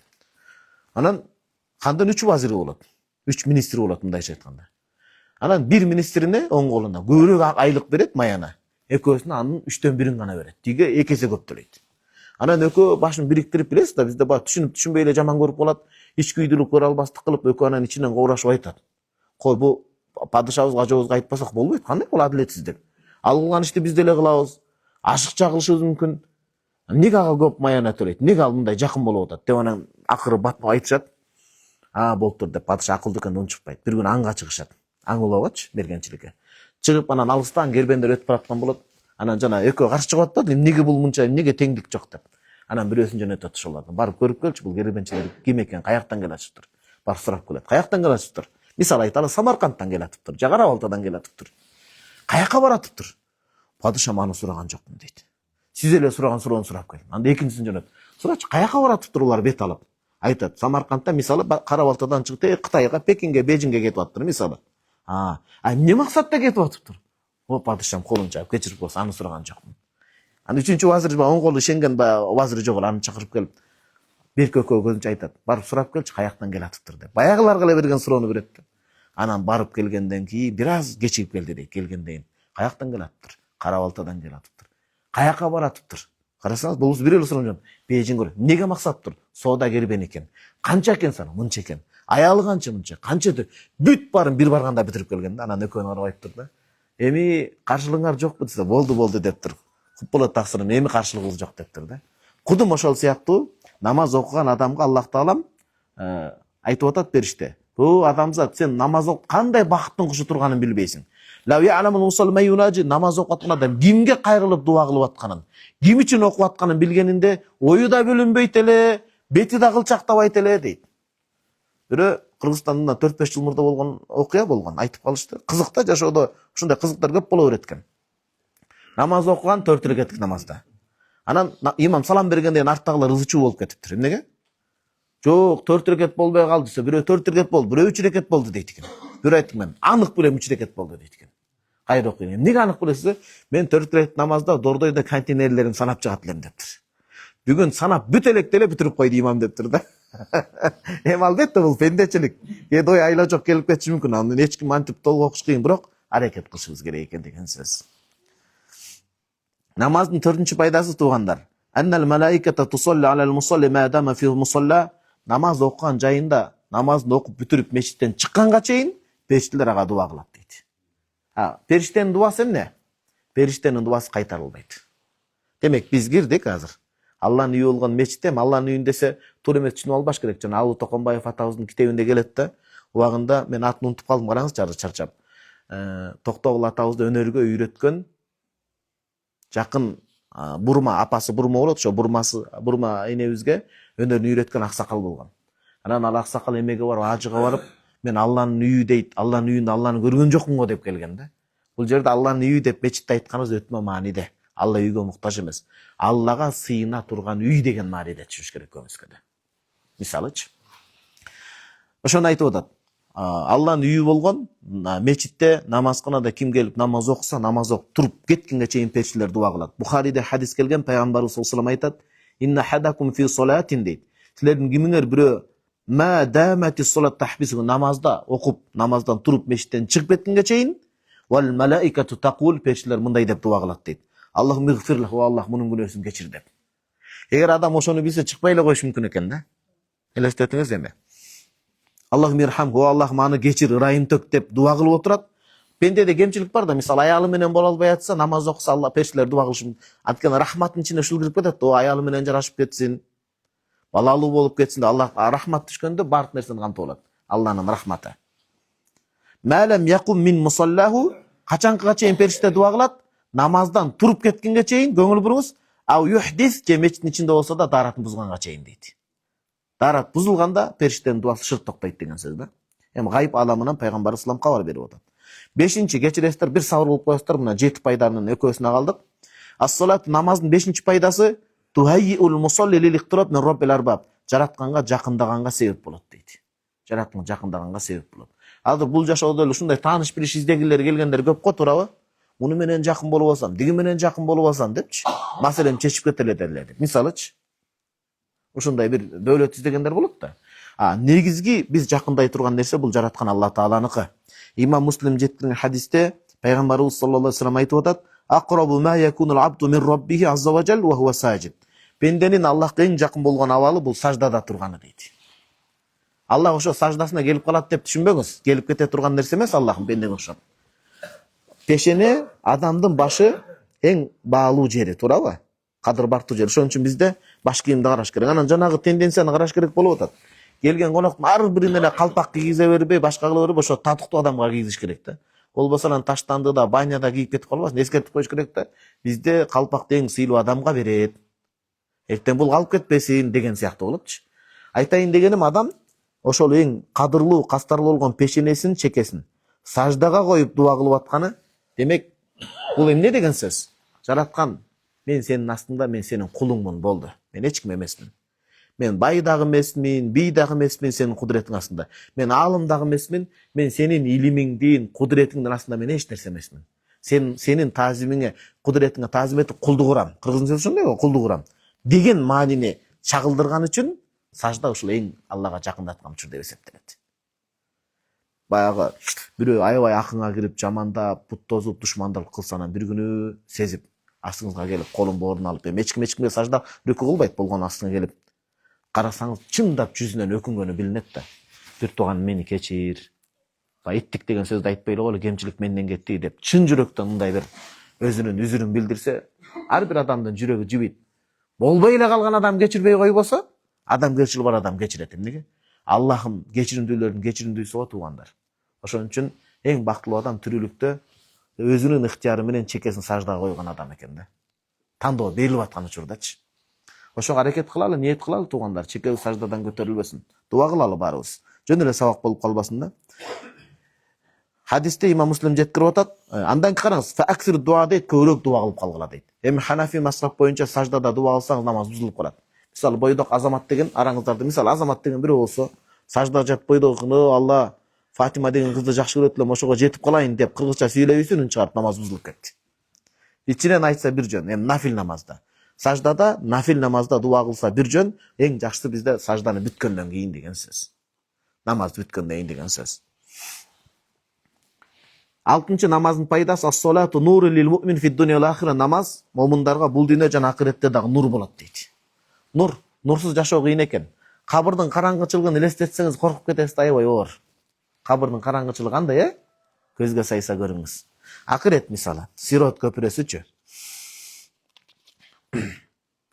Бул дүйнө акырет нур болот. Пайгамбарыбыз саллаллаху алейхи вассалам айткан, караңызчы, ат-тухуру шатрул иман, тазалык имандын тең жарымы дейт. Тазалык. Мусулмандардын тазалыгын бизге билинбейт экен аба. Азыр эми мусулман элинде, кыргыз жеринде суу бар, бизде кааласаңыз. Жашыл дарак бар. Вьетнам, Тайвань, айтор башка жерлерге, мал жерлерди кир деп эч ким айтып аткан жок. Ал жерлерде дамыган, өзүнө жаша өнүккөн жер, биз беделине шек келтире албайбыз. Бирок мусулман эмес жерге барганда чак, жылан, жанагындай чаян, ушул нерселерди, чочко бардыгын жегендерди көргөндө анан бул исламдын тазалыгына шүгүр дейт экенсиз да. Эми аларга түшүнүк берген жок да Кудайым, туурабы? Түшүнүк берип, аларга биз жакшы күмөн кылып дуа кылабыз, исламга келип калсын чырайлуу деп. Бирок баягы бака, чаян, жылан, чочко жеген адам оозун 1000 тазалап жууганы менен күнүн 10 ирет. Денесин жышып жууганы менен ал арам нерсени ичке киргенде өттөн, ашказандан ал денеден жит болуп чыгат экен да. Жанына туруш мүмкүн эмес экен да. Жанына туруш мүмкүн эмес экен. Кудайга шүгүр, бул исламда кандай тазалык? Ар бир намаздын астында тазалык. Ошон үчүн биз могу мечиттин тазалыгына, иреттүүлүгүнө, тартиптүүлүгүнө биз намаз окуган өкүл адам катары коомго чекчейип жүрүшүбүз керек. Кийген кийимибиз да өтө жүдөп кетпеш керек. Чекчейип, иреттүү, таптаза болупчу. Бут кийимибизге чейин мелтиреп туруш керек да. Караган адам, карачы могу намаз окуган адамдарды дей турган болуш керек. Шалпайып, алпайып калбашыбыз керек буюрса. Эми ошондой эле негизи намаз окуган адам. Тазалык имандын тең жарымы дейт. Валхамдулиллах тамлаул мизан, Аллага мактоо айтып туруу сооп таразасын толтурат дейт. Мактоо айтуу. Пендеге канча алкыш билдиребиз, бизге. Бир жакшылык кылып койсо өмүр бою баягы кулдук уруп алкыш билдиребиз да. Аллах канча берип атат бизге. Ва субханаллах валхамдулиллах тамлаан ау тамлау ма байна. Эм керек жери вассалат нур, намаз нур болуп эсептелет дейт. Караңыз, намаз жүрөккө нур болот, көрөгөчтүк сыпат берилет, акылы нурдуу болот, жүзү нурлуу болот дейт. Аталарды карасаңыз өтө жаш нурлуу көрүнөт. Мисалы атабыз сакал коюп отурат, жүзүнө эле карап отургун келет да. Пайгамбарыбыз саллаллаху алейхи вассалам айткан, имам Табарони жеткирген, пенде намазын калтырбай окуса, дааратын толук алса, рүкү саждасын толук кылса, кыраатын толук кылса, намаз минтип айтат экен. Сен мени көзүңдүн карайгын сактагандай Кудай сактасын деп асманга амалы кабыл болуп көтөрүлөт экен. Эптеп-септеп окуса, сен мени кыйнап жүдөткөндөй, сени да Кудай жүдөтсүн деп каргышын айтат экен да. Ошон үчүн намаз окуп күнөө таап калбайлы. Намаз окубай жүргөндүн өзү күнөө. Көбүрө минтип айтат го. Намаз окуйсың десе, окуп таштап койгондон корком деп. Өзү окубай жүргөндүн өзү күнөө. Тобокелчи тобашат дейт, тобокел кылып Кудайга намаз окуш керек. Болгону каргабай тургандай кылып окуш керек экен да. 7-чи пайда аннаха тахутул мусалли ва тахфаду кама хафидха. Намазды ким сактаса, Аллах аны сактайт дейт. Кыскача ушундай. Эми азыр туугандар ниет кылабызбы, даярбызбы? Бир оң кол көтөрүп койсок болобу? Бир ыктыярдуу түрдө намазга бекем бололу, илимге, дин мээнетине иншалла бекем бололу. Сураныч, намаз кандар көбөйсүн, намаз бизди иншалла жакшылыкка алып барат Кудайым буйрса. Атайын конвертке салып суроо жөнөтүптүр. Өтө бул арал айылынын өтө интеллектүү, өтө күчтүү экендигинен кабар берет да, карасаңыз. Адатта адамдар азыр долларларын салып сактап атпайбы жака, жеңеме берет. Ал айтат, эч кимге бербе деп салып долларын салат да, акчасын салат, жеңем айтат, эч кимге бербе дейт. Жеңем ушунчалык швейцарский банктан да күчтүү, эч кимге бербей катат го, туурабы? Иним келип калыптыр, берип койчу, жок, сиз эч кимге бербе деп айткансыз деп. Алла разы болсун. Өтө колу дагы сулуу экен, укмуш. Ассаламу алейкум рахматуллахи ва баракатух дейт.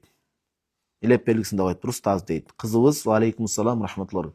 Кызыбыз Данияр кызы Айылын 4 жашта дейт. Жол кырсыгынан машина сүзүп дейт, көз жумду дейт. Бул ажал.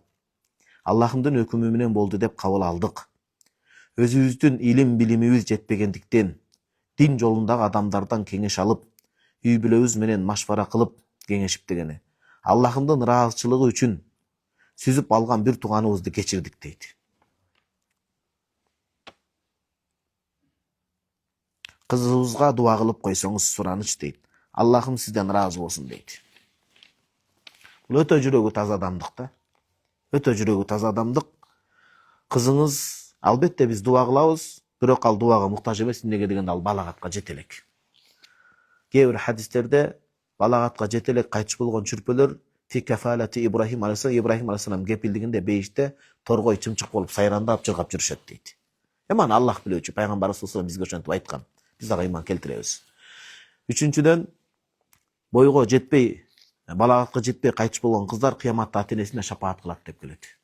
Ушунчалык ата-энеси саргайып кетип эсеп кысап болот го. Эсеп кысап болгондо хадисте келет тантафиху дейт. Ата-энеси саргайып кетип, менин ата-энем качан көрүнөт экен, качан эсеп кысап башталат деп катуу кыжаалат болгон себептен жанагы балдары, кыздары курсагы шишип кетет. Анан Аллах таалам сен кыжаалат болбо, ата-энеңе болгон шапаатын кабыл кылам деп болгон ата-энесине ыйман, жашоосунда албетте амал намаз болуш керек.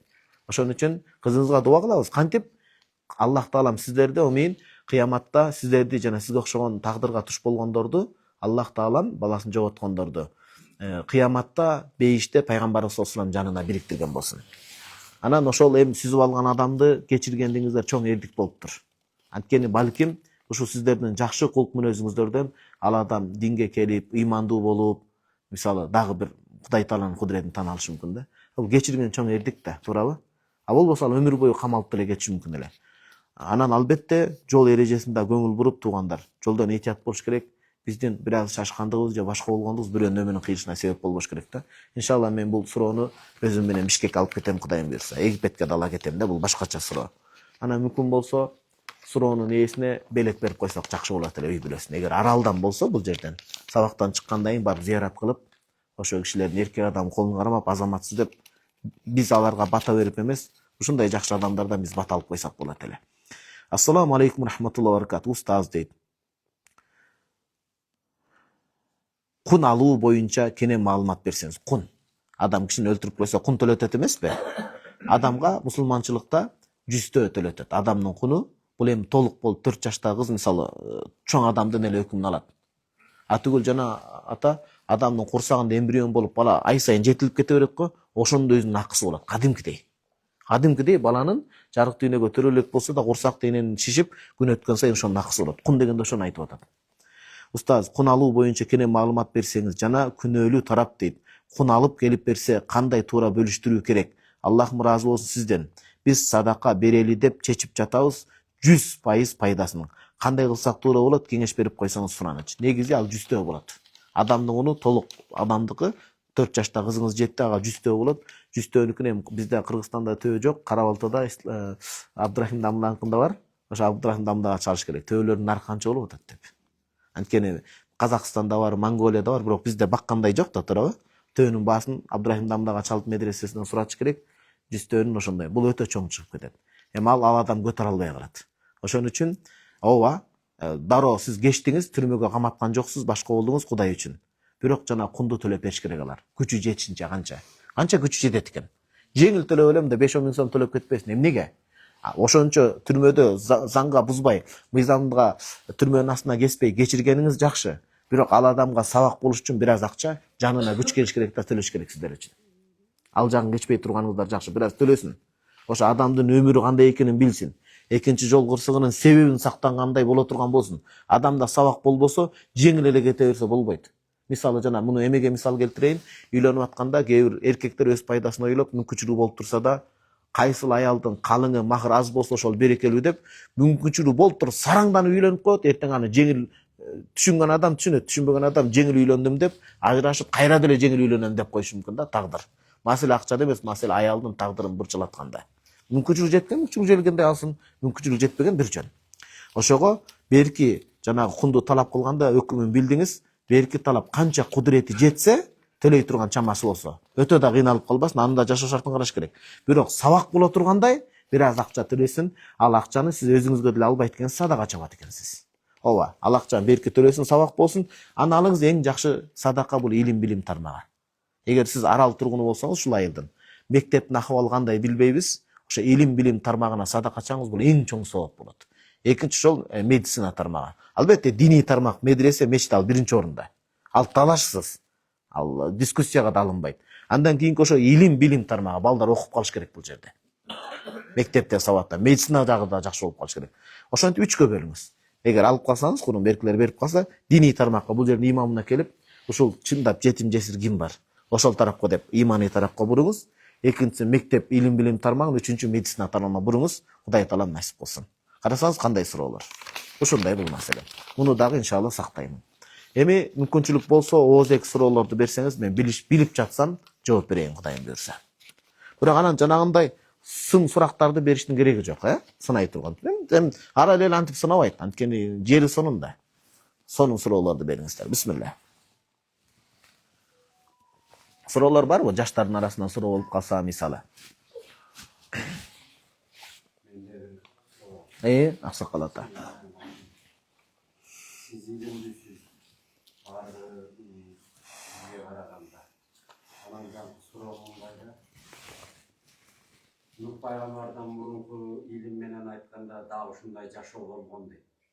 Муну тастыктаганы Африкадагы пирамида менен Мексикадагы пирамида өкү дал келет.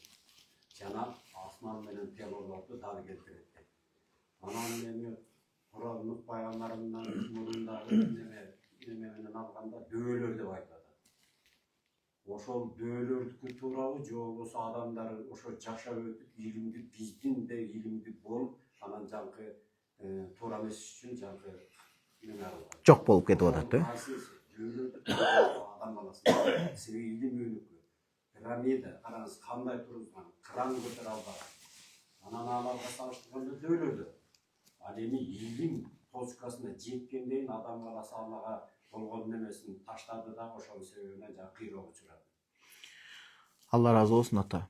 Атабыз өтө бир зарыл суроону жөнөтүп атат, узатып атат. Нух пайгамбардан алдын ошол дөөлөр цивилизациясы болуп, мындайча айтканда аларга курулуш башка тармагы жеңилирээк болуп калат деген сөз да. Же жөнөкөй эле адам заты болуп, анан ошол илимий тармак ушундай дамып өскөнбү? Биринчиден, пайгамбарыбыз саллаллаху алейхи вассаламдын хадиси бар. Адам ата 60 чыканак болгон бою дейт. 60 чыканак жарым метрге жетпей калат экен, бирок 60 чыканак. Бою ошончолук узун болгон. Анан кыяматка чейин адам затынын бою кичинерип кете берет дейт. Кыяматка чейин кичинерип кете берет дейт. Өмүр жагынан, башка жагынан дагы. Бул биринчи. Эми ал убакта так тарыхты Аллахка тапшырабыз. Биз Куран сүннөттөгү алымдар айткандай кылабыз. Экинчиден, алар кадимкидей эле адам болгондагы анан илимий жактан сиз айткандай мыкты дамып өсүшкөн. Эмне үчүн десеңиз, Тафсирул Жалалайында Хашияту Савиде мындай деп келет. Булакта. Эң биринчи калемди колдонуп, эң биринчи жерди инженерия кылып бөлүп, мыкты, азыркындан да бийик даражага жеткен Идрис пайгамбар болгон деп айтат. Идрис алейхиссалам уже Нух пайгамбардан адашпасам алдын болуп, ошо адам атабыздан кийин эле небере чебере балдар болуп кетет да. Демек, Нух пайгамбардын доорунан алдындагы адам затынын илими, билими чындап дамып күчтүү болгон, ошол өнүгүү болгон деген сөз үчүн. Өнүгүү чындап болгон деген үчүн. Анткени ар бир өнүгүүнүн түбүндө пайгамбар турат, ошо Идрис пайгамбар жана Ал-Бидая ва Нихая тарых, адамзаттын тарыхынан бери жазган китепте айткан, бүт район областтарга сыяктуу бөлүп, аймак кылып, курулушту мыкты кылып өндүрүп, ошондой даражага жеткен деп ошол жерде эскерилип атат. Ошол билгеним ошол бар. Эми дагы бир суроо ушул. Эми баарыбыз эле кемчиликтерибиз да, кемчилиги жок адам болбойт. Жанкы сиз баардык жерде айтып атасыз, көрүп атабыз немелерден. Анан жанкы үзүр дегенге келгенде аркы дүйнөдө үзүрүн көрөт деп айтып кетпедиңиз. Ооба. Эми бул үзүр деп неметкендеги түшүнүгүм боюнча намаз окубайсың, жүрбөйсүңбү десе мен үзүрмүн деп айтылат. Ооба. Эми ошол жерде үзүрдүн ордуна тиги дүйнөгө барганда пайдасы деп колдонсо жакшы болор эле деген. Туура эле. Мен туура кабыл алам ата. Себеби үзүр деген сөздү билесиз. Болбойт неме дегенде да. Ошон үчүн кабырга барган үзүр дегенде тигиндей мааниде болуп калат да, ошон үчүн кабырга барганда пайдасын көрөсүң дегенде намаз. Туура эле ата. Анткени эми баардык нерсе жаңылбас жаак, мүдүрүлбөс туяк болбойт. Айтылган сын пикирди адам туура кабыл алмайынча эч качан өнбөйт. Өзгөчө жаштар аны туура эле кабылаш керек. Мен ал сөздү туура эле кабыл алам, анткени үзүрдүн эки майнысы колдонулат. Мисалы кыргыз тилинде адабий китептерди көп окуганга аракет кылам дайыма. Учакка учканда, поездге отурганда, алыскы жолго чыгып калганда үзүрүн көрөт дегенде кээде мен айткан мааниде анын пайдасын көрөт деп дагы колдонулат. Бирок азыркы тилде азыркы жаштар канчалык аны туура түшүнөт жок. Антип башын экилендирбей пайдасын көрөт, жакшылыгын көрөт десек дагы туураараак болот. Мен аны эсиме алып жүрөм буюрса. Анан бүгүн барып эле Кусейин Карасаев атабыздын Комуснамасын анан сөздүгүн дагы бир казып чыгам. Сиз менен дагы жолугушабыз иншалла. Аллахым ыраазы болсун. Бирок аны мен кабыл алам. Эмнеге дегенде, элдин кээде баягы кээ бир 2-3 тармакты муштарак лафзый деп коет, шериктеш маанилер болот. Ошонун ичинен да элге сөздү кынаптап, баягы дигиндей мааниси эмес, бир тараптан мааниsin тандаган жакшыраак. Мен кабыл алдым аны. Демек намаз окуган адам акыретте намаздын пайдасын, жакшылыгын сөзсүз көрбөй койбойт, көрөт. Алла ыраазы болсун ата. Бул жакшы насыйхат. Дагы кандай суроолор бар жамаат? Самолеттен чыккандачы. Самолеттен чыкканда мисалы Бишкектен Орозо жолду да, мисалы Бишкектен Москвага учтук 4 саат. Анан ошондо озатчы убак кайсы Бишкектик менен болобу же самолеттен кандай? Атабыз жакшы суроону узатып атат. Мисалы сиз Бишкектен Орозо маалында парз орозодо, мисалы. Өзгөчө парз орозону айталы Рамазаны. Сиз учуп калдыңыз Бишкектен учак менен. Ошондо биякта орозо болчу. Бирок тияк 4 саат, 5 саат туруп барсаңыз, биякта күн батып калган. Ошондо Бишкектик менен кармаш керекпи? Дагы 5 жок. Барган жер Россиянын жергиликтүү убакты карайсыз. Самолеттен учуп баратканда. Самолеттен учуп баратканда озатчы убак кирип калды. Ооба. Диги жерге 4-5 саат бар. Ошо учуп бараткан жактыкы каралат. Пайда зыянына диякты каралат. Учуп бараткан ошо аба мейкиндигинде. Сиз учуп баратканда күн бат элек болсо, орозоңузду ачпай турасыз. Барып, аралык жакын болсо. Анан кээ бир учур мындай да, мисалы Америка же болсо Японияга түз учпай башка болуп мындай тегеренип узак убакытка учуп 22 саат, 25 саат мисалы да болуп кеткен болсо, абада дагы деле күн батпай тура берсин да, айлачок кээ бир адамдар Меккенин саатын алсын же учуп чыккан тараптыкын алсын дейт. Анчалык узак болбосо, ошо үстүндөгү учуп бараткан абаны карайсыз күндө. Демек эми Россияныкы 4-5 саат эле айырма чыдаш керек болот. Бишкектин убактысы боюнча ооз ачуу керек болду. Бирок сиз көтөрүлүп кадимгидей учуп баратканда күн бат элек болсо, сиз оозуңузду ачпай турасыз. Оозуңузду. Анткени Бадай Сонаетте китепте айткан, тоодо жашагандар күндү көрөт го. Тоодо жашагандар үчүн күн бат элек болсо, алар оозун ачпай турат. Анан айылдын тээ түпкүрүндө жашап, алар үчүн караңгы киргендей болуп сезилип калса, илгери саат жок учурунда мисалы, алар оозун ача берет деген маселе бар. Бул ошондон далил чыгарылат. Сөзсүз. Мына бүгүнкү дүйнөбүздүн акыбалы өтө оор болуп атат. Якутийлер баштап Палестиналыктардын канча миллиондогун таркалап кырды. Бала чакасынан алар видео менен көрсөтпөй, бул жашыруун түрдө. Эми ушул Иран менен болду. Баягы футболдо коет го, Иордания, Духа, немелерде, Дубайда, бүт базасын орнотуп, ушундай ишенгенде, Аллага ишенгенбиз. Эми ошолор жеңилсе дейт, якутилер жеңилсе, жаңкы Дажал дегени Иса алейхисалам түшөбү, эгерде ошону жоготсо, Иранда жоготсо, эми ошол Дажал ошол Ирандын өзүнөн чыгат. Ата кыяматтын белгисине жакындагы бир шайлоо ошондой да. Эми ошондо айтып атат. Эгерде Израиль якутилер жогосо, Дажал ошол именно немеден чыга деп атат да, Ирандан. Ата, биринчиден Дажалдын чыгуу тарабын алалы. Анткени азыр баягы мага саясат, геополитиканы мен билбейм да, ар бир нерсени өзүнүн адиси сүйлөгөн жакшы да, туурабы? Мен билген тарабым ушу иман жагын сүйлөйүн. Дажалдын так мына ошол Иран тараптан чыгат деген так маалымат жок. Түгүл пайгамбарыбыз саллаллаху алейхи вассаламдын доорунда 3 түрлүү маселе бар. Караңыз, 3 түрлүү маселе бар. Биринчиси кеңирээк жооп берейин. Дажал деген эмне? Биринчи аныктама берип коеюн бу жамаат. Дажал деген сөздөн алынат, сөздүн уңгусу. Алдамчы, митаам, каразгөй, караандай калпты айткан адам деген сөз. Алдамчы да, мындайча айтканда көз боемочу. Ал чындап эле ошондой. Анткени өзүнүн кудаймын деп айтат, ал кудай эмес. Ошон үчүн аны ошондой аты ыйгарылган. Дажалдын ким экендиги боюнча ислам илиминде 3 түрлүү пикир айтылган. Биринчи пикир Ибн Саид деген жөөт болгон Мадинада. Кээ бирлери Азирет Умар радыйаллаху анху касам ичкен да, ант ичкен. Ушул даджал болушу мүмкүн деп. Эмнеге? Ибн Саид деген жөөттөн ата энеси жөөт болгон, төрөлгөн. Анан кийин эки көздө эле болуп төрөлгөн, бирок барып бир көз иштебей жабылып, бир көзү гана калган да. Даджал бир көздүү болот. Чекесинде капыр деп жазылат. Анан Медина Маккага кире албайт. Анан пайгамбарыбыз саллаллаху алейхи ва саллям бир күнү көчөдөн өтүп баратса, жанагы Ибн Саид деген бир көзү иштебей, бир көзү жумулуп, бир көзү калган бала ойноп атыптыр. Анан кармап келип чакырып, "Мен киммин?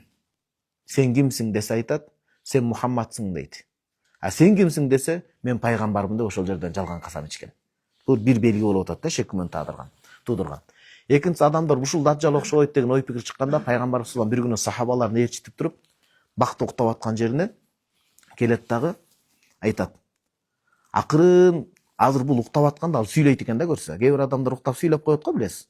Азыр уктап аткан учурда сүйлөп аткандан так мен силерге жооп берем мунун ким экендигин деп, анан жөнөтүп баратканда энеси көрө коюп, "Эй балам, сага Мухаммад келатат" деп уйкусунан ойготуп ийген да. Пайгамбарыбыз саллаллаху алейхи ва саллям жанындагы сахабага карап айткан, "Эгер азыр энеси сүйлөп муну ойготуп ийбегенде, мунун чыныгы иши ким экендиги, бул чыныгы эртең даджал болобу же жөнөкөй эле бир даджалдын аскери алдамчыбы жөнөкөй. Бир шайтан, адам кейпиндеги шайтанбы, муну так айтмакмын силерге" деген. Анан ошентип пайгамбарыбыз саллаллаху алейхи ва саллям Азирет Умар радыйаллаху анху келип айткан да, "Та, дa'ani адрубунука, кел мен муну башын алайын", уруксат берет. Ислам зөөкүрлүккө эч качан үгүттөбөйт, билиңиздер. Кем муну мындай жан таслим кылайын, эгер жамандыктан куткарайын деген, эгер даджал болбой калса, сен жазыксыз адамды өлтүргөн болосуң деп пайгамбар салам тыйган. Анан пайгамбарыбыз саллаллаху алейхи ва саллям бул аламдан өткөн. Сахабалардын бирөөсү Мадинадан ажылыкка чыгам деп, мен кыскача айтайын колдон келишинче, ажылыкка чыгам деп алыскы жолго шерик тандап чыкканда, анан Ибн Саид бул эми исламды кабыл алгандай түр көрсөтүп, ислам кабыл алып, анан муну менен шерик болуп калган. Анан аябай жийиркендим дейт. Адамдар муну даджал деп айтса, бир көз жанагындай элеметип калган, не болот деп айтат. Анан ажылыкка болуп отуруп, анан акыры айтсам, деге айтат дейт. "Силер эмнеге мени даджал деп окшотосуңар? Пайгамбарыбыз айтпады эле, даджал деген Мекке Мединага кире албайт деп. Мен мына Мединада жүрөм" дейт. Экинчиден, ал мусулман эмес, капыр болот дебеди беле, мен мына мусулман болбодумбу дейт да.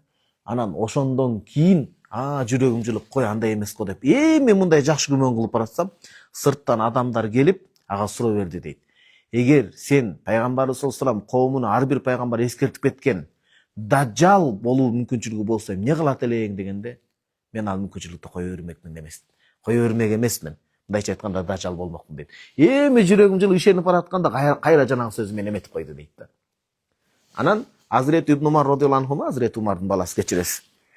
Ошол киши бир күнү жолдон келе жатып, анан жанагы Ибн Саид жөөттүн баласын, эки көзүн, бир көзү чанагынан чыгайын деп, бир көзү жабылып барган болот. Анан сурайт, "Качандан бери сенин бир көзүң жабылып, бир көзүң шишип, чанагынан чыгайын деп калды" десе, "Билбейм качандан бери" дейт. Ачуусу келип саадагы менен башын уруп, "Ушу башында көтөрүп жүргөн көзүнөн качан жабылып калган билбейсиң" деп ачуусу келгенде, кадимкидей интефага дейт. Шишип жанагы жолду толтура тургандай шишип кетти дейт.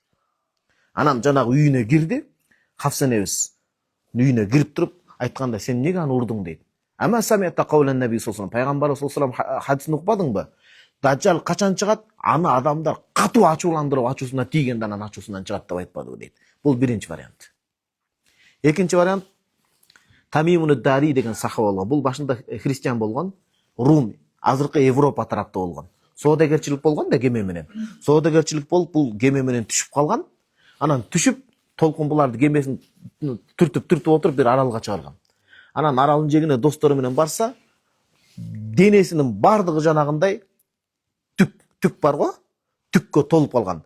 "Ла юдра кубулуху мин дубурихи" деп хадисте. Асты кайсы, арты кайсы билинбеген түктүү адамга жолуктук дейт. Коркуп кеттик дейт, бул шайтан бекен деп коркуп кетип, "Сен кимсиң" десе, "Анал жасаса", мен ушул жерди күзөтүп туруучумун деди дейт. Анан берки адамдар шашканча эле бул шайтан окшойт деп качалып десек, сарай тарапта бир аз бассаңар, алды тарапта сарай сыяктуу жерде бирөө турат.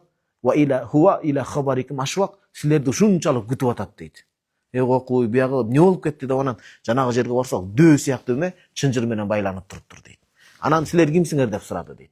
"Ушундай жерден келдик". Анан суроо узатты дейт. "Табария деген суу бар, ошол деңиз соолудубу, соолуй элекпи" деди. "Соолуй элек" деди. "Жакында ал соолуйт" деди. Ошол соолуганда мен чыгам деди. Мухаммад деген, Ахмад деген бирөө чыктыбы мындай курал эмес, курма бар го, пальма. Курмалуу жерден Мухаммад деген, Ахмад деген бирөө чыктыбы деди. Ооба, пайгамбарым деп жар салып чыкты деди. Менин чыгышыма бул экинчи белги жакын калды ошондой суроолорду сурап эметет да. Анан ал киши кийин сапарлар менен барып, Кудай насип кылып Мадина барып мусулманчылыкка кирип иман келтирет. Иман келтиргенде анан ушул ажайып окуяны айтып берет.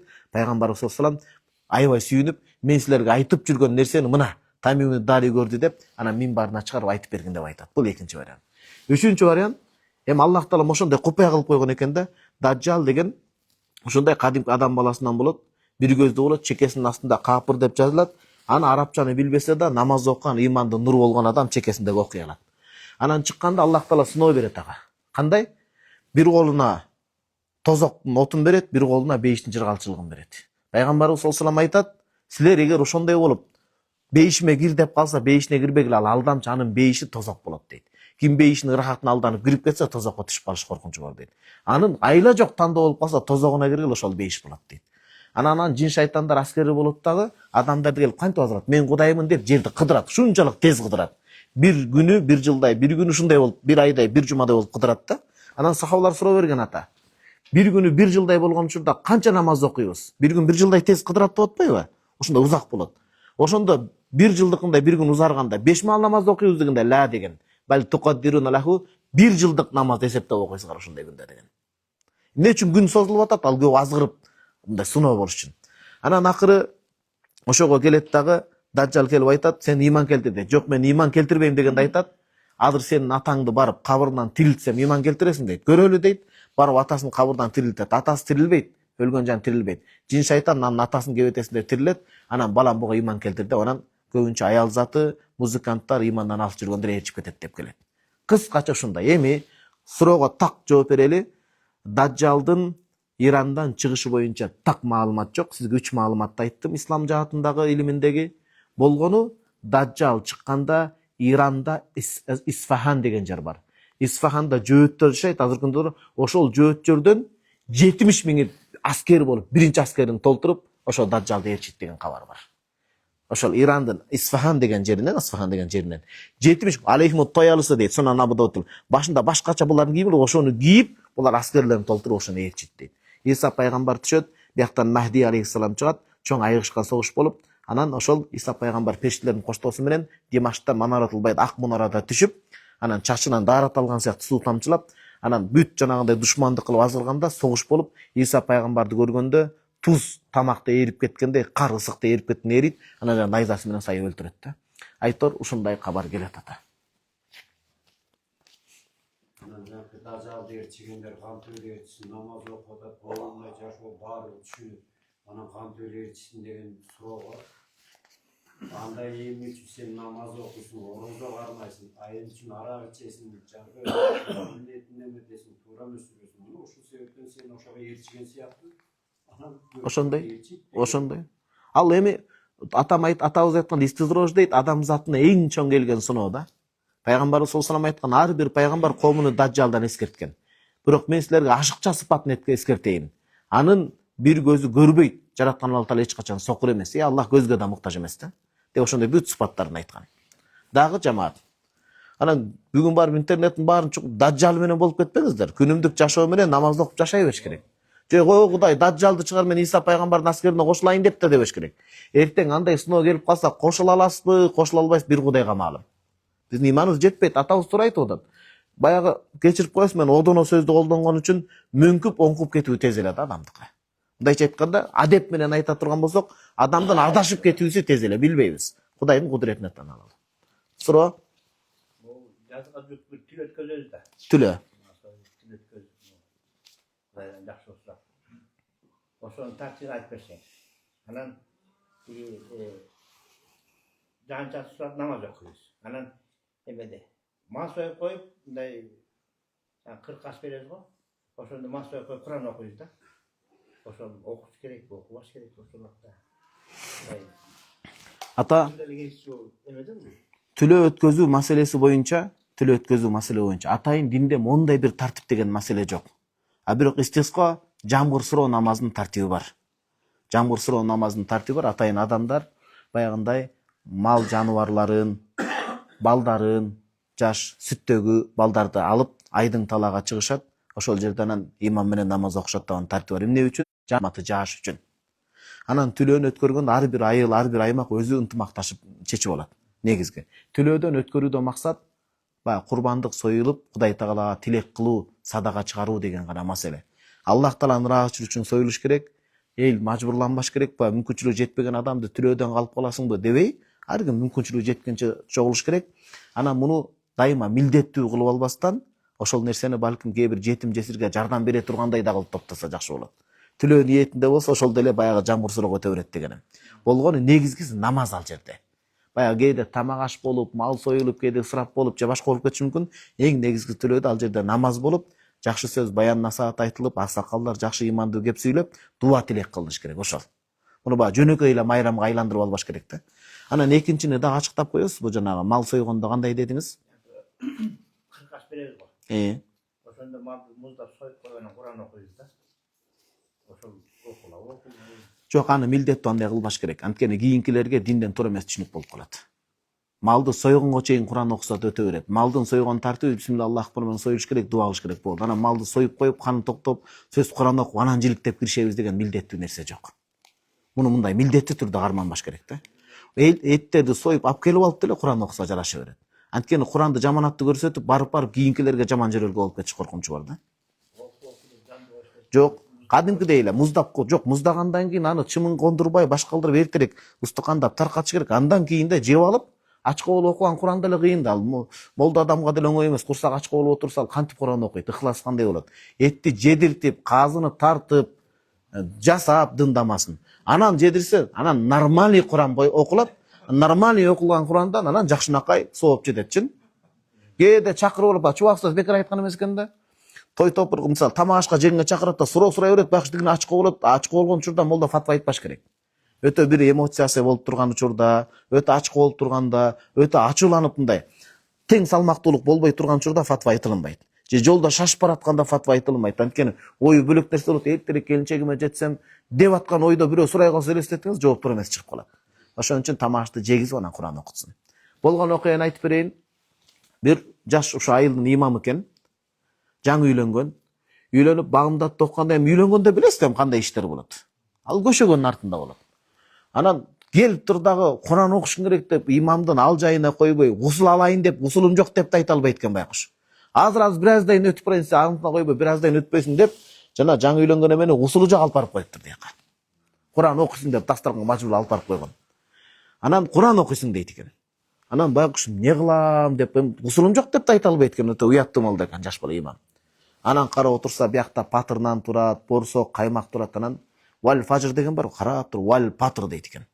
Анан карап туруп валь борсоко деп анан айла жок жагдайдан чыгыш үчүн Курандын тартибине салып окуган. Албетте ал динди Куранды шылдыңдагандык болбойт негизичи. Имандуу адам андай жол бербейт. Ачык айтыш керек гусул алам деп. Бул жерден окуяны айтыштан максат мажбурлабаш керек, курсак ток болуш керек деген сөз. Ар бир айыл өзүнүн молдосун, имамын, анан өзүнүн мугалимдерин кечирип койсо, өзүнүн медиктерин сыйлай билиш керек. Анткени илим, билим, медицина, ушу иман, ушул үч нерсе керек.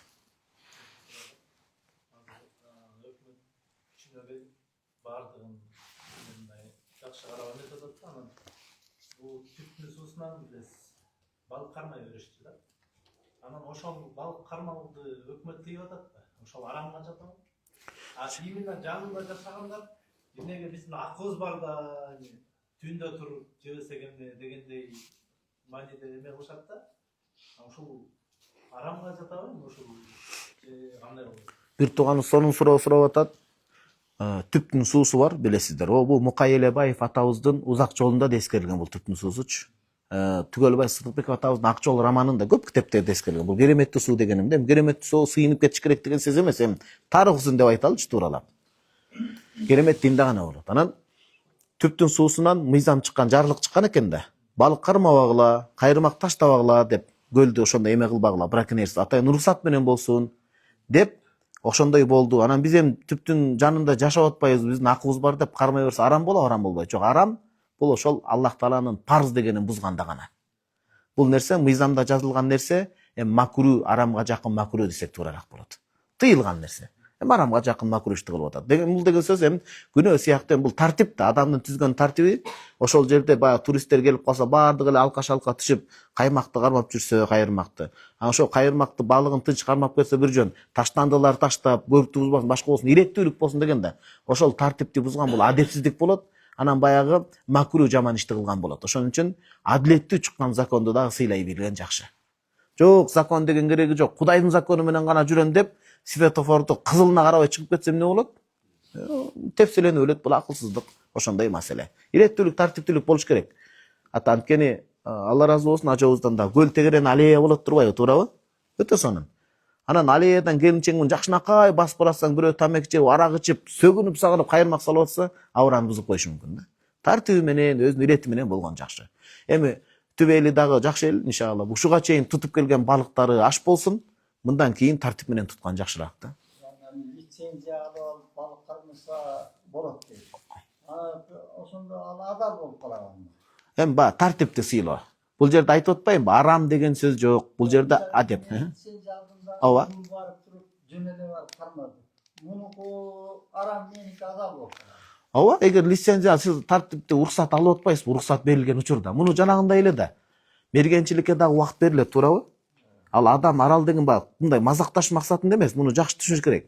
Ошол табияттагы жаныбарлар жоюлуп кетпесин. Итак эле кызыл китепке кирген жаныбарлар көп. Уруксат берилген учурда мейли деп бул жерде тартипти сактоо үчүн гана. Тартипти сактоо үчүн гана. Мисалы, сиз деле үйүңүзгө фляге суун алып коюп, могу флягынын суун ичкенге, муну мейли анча-мынча жуунганга деп койсоңуз, анан тартиби жок эле бирок эле сиздин деле ачууңуз келет да. Демек, мамлекетте тартип болуш керек. Бул тартипти сактоо адеп. Тартипти сактоо адеп. Дагы бул азыр кечиресиз ата, кечирип коюңуз. Бул ушунча ошо бир мындай эле айтайынчы, мен мындай адептен бир аз чыгып айтайын. Ошончо маселе түптүн суусундагы маселени көйгөй кылып жаратпай, караколго барып сатып алабыз ошол балыкты. Эң жакшысы. Бул аралбы, арамбы, адалбы деп ошончо нерсенин баарын кетирбей, анан ошончо рахат алам десеңиз, башка суулар бар, ошол жактан карай бериңиз анда. Ошо. Чубаксызга суроо бергенге го, жумуртканы жуубай койсо арам турбайбы, жууш керек турбайбы деп. Ошону ыргытып сатып ал дегендей эле ошо балык сатып алса болот кенен. Эгер ошончо көйгөй болуп атса, арам адалга барып такалып атса. Тазарсын да түптүн суусу, кечиресиз ата. Жаңа айтып өтпедиңизби, молдону жаш менен үйлөнгөн болбой Куран окуду. Эми ушул жерде жолу да бар болуш керек, таямын кылып неметип анан барса өтөт да. Ооба, таямым кылып окуса болот эле, бирок буга суу бар да ата. Суу бар болгондугу үчүн таямым өтпөй калат. Андамы да. Ооба. Авачылар келдиler 2 километр жерде суу бар, сен таямың өтпөйт. Ооба. Бизде бет бар. Ошол жерде калмак. Ар жагыйдын бер жагы. Унутуп эртең менен баа уйга чыгып, кезүүгө чыгып, унутуп калып бакылашкан. Эшин намазын окуш керек эле. Эртең чыкты да. Анан эми табыштап коем десе, тиги неме да бар. Жок жанында, кой кайтарган же бир киши жок. Анан айдасы кетти. Барайын десе, бүт эгинди талкалады. Ошол жерден эми таямын акса, кээ бир адамдардын эмеси менен аргасы кетти да. Эшин намазы казыр кылсаң деле болот. Эми бирок жүрөгү өлгөн жак билесиздер, жүрөгүнүн. Анан ошондо таямын кылса болот. Болот таямым. Анда эмесе ошол жанкыдай жерде дагы таямын кылса болот экен. Ал эки маселе. Экөө кыяс маңал фарык дейт. Сиз айткан малды коюп коюп, анткени ал жерде 3 зыян бар. Намаздын чыгып кетүү учуру бар, бирок намазды чыгып кетет деп таям уруксат берилбейт. Намаз эки бөлүнөт. Убактысы чыгып кетсе да казасы бар намаз бар, пешинден казасы бар. Бирок ал жерде эгинди бузуп ийүү адамдын акысы болуп атат. Мал жаныбарлар арамдан өлүп калыш акысы болуп атат. Анан тоонуку жөнөкөй жер менен эсептелбейт. Тоонун бийиктиги бир аз болгону менен да ал аралык көп эсептелет, машакатына жараша. Деги имам саптын барып таямым албай аткан ал суу бар. Акырын түшүндүрүп айтыш керек. Имам күтүлүш керек деген сөз да. Ошон үчүн баягы Куранды пайгамбарыбыз саллаллаху алейхи вассалам айткан, Курандын өкүм бөлөкчө жөндөн жөн туруп эле баягы таямым кылып эметкени жакшы эмес. Ал жерде дуа кылганы жакшыраак да, эң немеси. Эми карасаң, бул чалканга чыккан. Кулдураса эле Куран боло берет. Анан Куран оку десе, 30 жашта ушунча билбейм десе болбойт. Билбейм десе, анан эми адамдын көңүлү кызыл гүл да. Ооба. Анан эмне кылсам деп айдасы келет, аккумулятор, стабилизатор, генератор, мына билет турбайсың деп. Эмне болуп калды деп разы болуп калды. Бирок Алла Таалам кечирим. Ошол сымал. Ооба. Жаңкы жерде алып барып сүйрөп баратканда мен элестетпейм анда. Ооба. Айтып келе немесин ошолордун көңүлү калса Алла Таала ошолордун немесин кабыл этип койсо эми мондого таасир этпейт деген. Туура эле. Эми ал мурдагы баягы мүчүлүштүк болгон учурда. Эми ал учурда баягы кандай десем, атына жараша тушагы, тушагына жараша аты, баягы эшек деген сөздү колдонбой атам, деңгээл ошондой болгон. Бирок эми азыр элдин мүмкүнчүлүгү келип калды, түшүнүк келип калган учурда бир аз барып, азыр мен ажаатканага чыга келейинчи деп, ажаатканада чоңураак бакалашка суу алып 3 литрдик суу менен жанагындай чайканып келе калса деле болот. Анан эми үчүнчү бир маселени айтайын, сизге туура келе турган. Конокко барып калды бир адам. Конокко барып калгандан кийин түшүркөп калды. Улуу сөздү уят жок, туугандар, туура түшүнүңүздөр. Түшүркөп калды. Түшүркөп калган учурда ручка деп айтайын, сиздер туура түшүнүңүздөр. Ручканын калпачогун катуу кармап калды. Ичтеги урук чыкпай атат деген сөз. Анан качан баягы шахваты дүүлүгүп кайткандан кийин анан түштү. Ошол учурда эмне болот десе, имам Аби Юсуф рахимахулла айтат, адам гусул милдет болуш үчүн белден үзүлүп атканда уруктук, анан жанагы алигисинин учунан чыгып атканда дагы ырахат коштоосу шарт. Эгер дияктан ырахат менен бөлүп башына минтип, бекем кармап туруп ырахат таркагандай неметсе, гусул бузулбайт, ал учурда даарат гана бузулат деп айтат. Негизи буга фатва берилбейт бүтүн, бирок сиз айткандай өтө күрдөлдүү, кыжаалат боло турган учур конокко барып калса, ошол учурда үлгүрүп ырахатты басып калса, анда ошондо гусул албай даарат менен окуса болот, убактылуу кийин кайтарат. Бирок убактылуу эмнеге? Анткени үйдүн эсинин көбүсүнө көңүлүнө кетип калбасын. Бул эмне менин аялыма көз артып койду, эмне бул гусул алайын деп жүрөт. Же менин бойго жеткен кыздарыма көз артып калдыбы деген жаман ой кетип калбасын деп. Атабыздын айтып атканы ошого дал келет азыр. Түшүнүктүбү? Ошондой окшойт ооба. Минибуска турган мен айткан 80деги авышка алып келе бирдемесин түшүп битигин карап коет. Анан ойлобостан жаш балдар эмнеге бар. Туура эле. Телефонуңду алып калсам Болду ата, бир баарлашабыз. Мекенаба эметсеңиз. убакытта кармабай. Туура эле ата. Ооба. Туура эле ата. Сүйлөшө турган көп нерселер бар. Болду ата, болду. Жарайт ата. Бир баарлашып отуралы.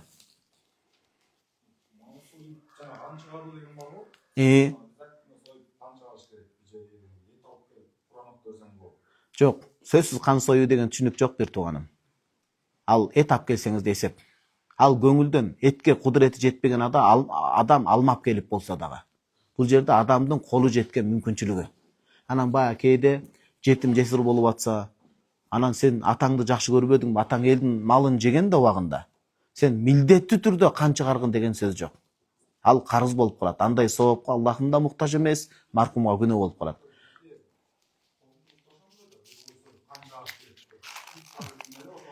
Мисалы айтайын, ажыкем өткөндө Каркырада үй бүлө менен да ден соолуктун камылгасын көрүп даарыланганча жүрдүк, кой соёлду деп кой таппай койдук. Ошондой учурда эмне кылат? Сөзсүз кан союш керек деп убакыт өткөрбөстөн, эми канда союлса эт болот, анда ал учурда жагдайга жараша этти сатып алып келип берсе дагы эсеп. Ошентсе дагы эсеп, эмнеге? Анткени кой табылбай калган учур болот. Эми жашоодо андай өдөлдүй болуп калат экен, жайлоого кетип калган болот. Тапкан койду карасаңыз оорукчандай түс болуп калат. Динде сөзсүз тапсаң да таппасаң да деген кыйноо жок да. Эми кан союп койсо жакшы албетте. Эми курманчылык атайын.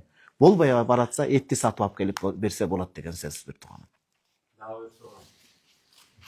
Жанке адегенде чыкпады бир жакшы. Мына азыр биз өткөрмөсүбүз дебиз.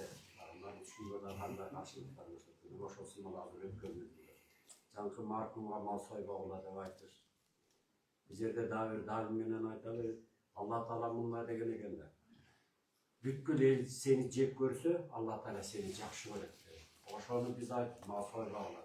Эми ошол жерден көп немелерге учурадык, жанакы жооп берип атат. Эми ушул жерде ошол жөнүндө сурайын деген фатва чыктыбы? Бул эки маселе экен да. Азыр чечиле элек булчу. Ошол жөнүндө чыктыбы фатва же чыга элекпи? Бир койду үйдү союп мындай тигиндей дегенди эмес. Так суроо. Фатва чыктыбы же чыккан жок? Фатва бизде муфтият, мен баягы Египеттен келип кетип жүргөн үчүн алымдар кеңешинде муфтиятта кайсы бүтүмгө келди, мен муну тактап берели. Мекен аба, сиз атабыздын аксакал номерин алып, кандай бүтүм чыгарганын тактап бересиз. Бирок ажообуз мындан бир канча жыл мурун эле ошол нерсени токтоткула деп айткан. Динде да ошол ысырап кылчуга жол бербеш керек, токтотуш керек болчу. Бұл Аллах алдында біздің ажорыз өзінің милдетімен Так өтөлдү, так өтөдү. Біз де елге өзіміздің Милдетти так өтөш керек. айтып атабыз. Сен жаман өтөдү, сен Алла тағала жақсы. Сайбаға да айтамыз, анан басып кетеміз. Ошол. Пайгамбарымыз саллаллаху алейхи ва саллям айткан, сен кароочу эмессиң, неме эмессиң, бирөөз эскертип. Ошондой эми адамга жага албайсыз. Адамга биз ошон үчүн Кудайдын айтканынан жазбай жүрө берели, адамдар өзү тандап алат. 1-2 суроо кылалы, 12 болуп калдыбы туугандар, анан жыйынтыктайлы. Анткени менде алдыда сапар бар эле. Дагы аралга келебиз, Кудайым буйрса. Кудайым буйрса. Сакал маселеси боюнчачы. Биз азыр жашта көбүнчө сакал коюп калды да, айылдачы.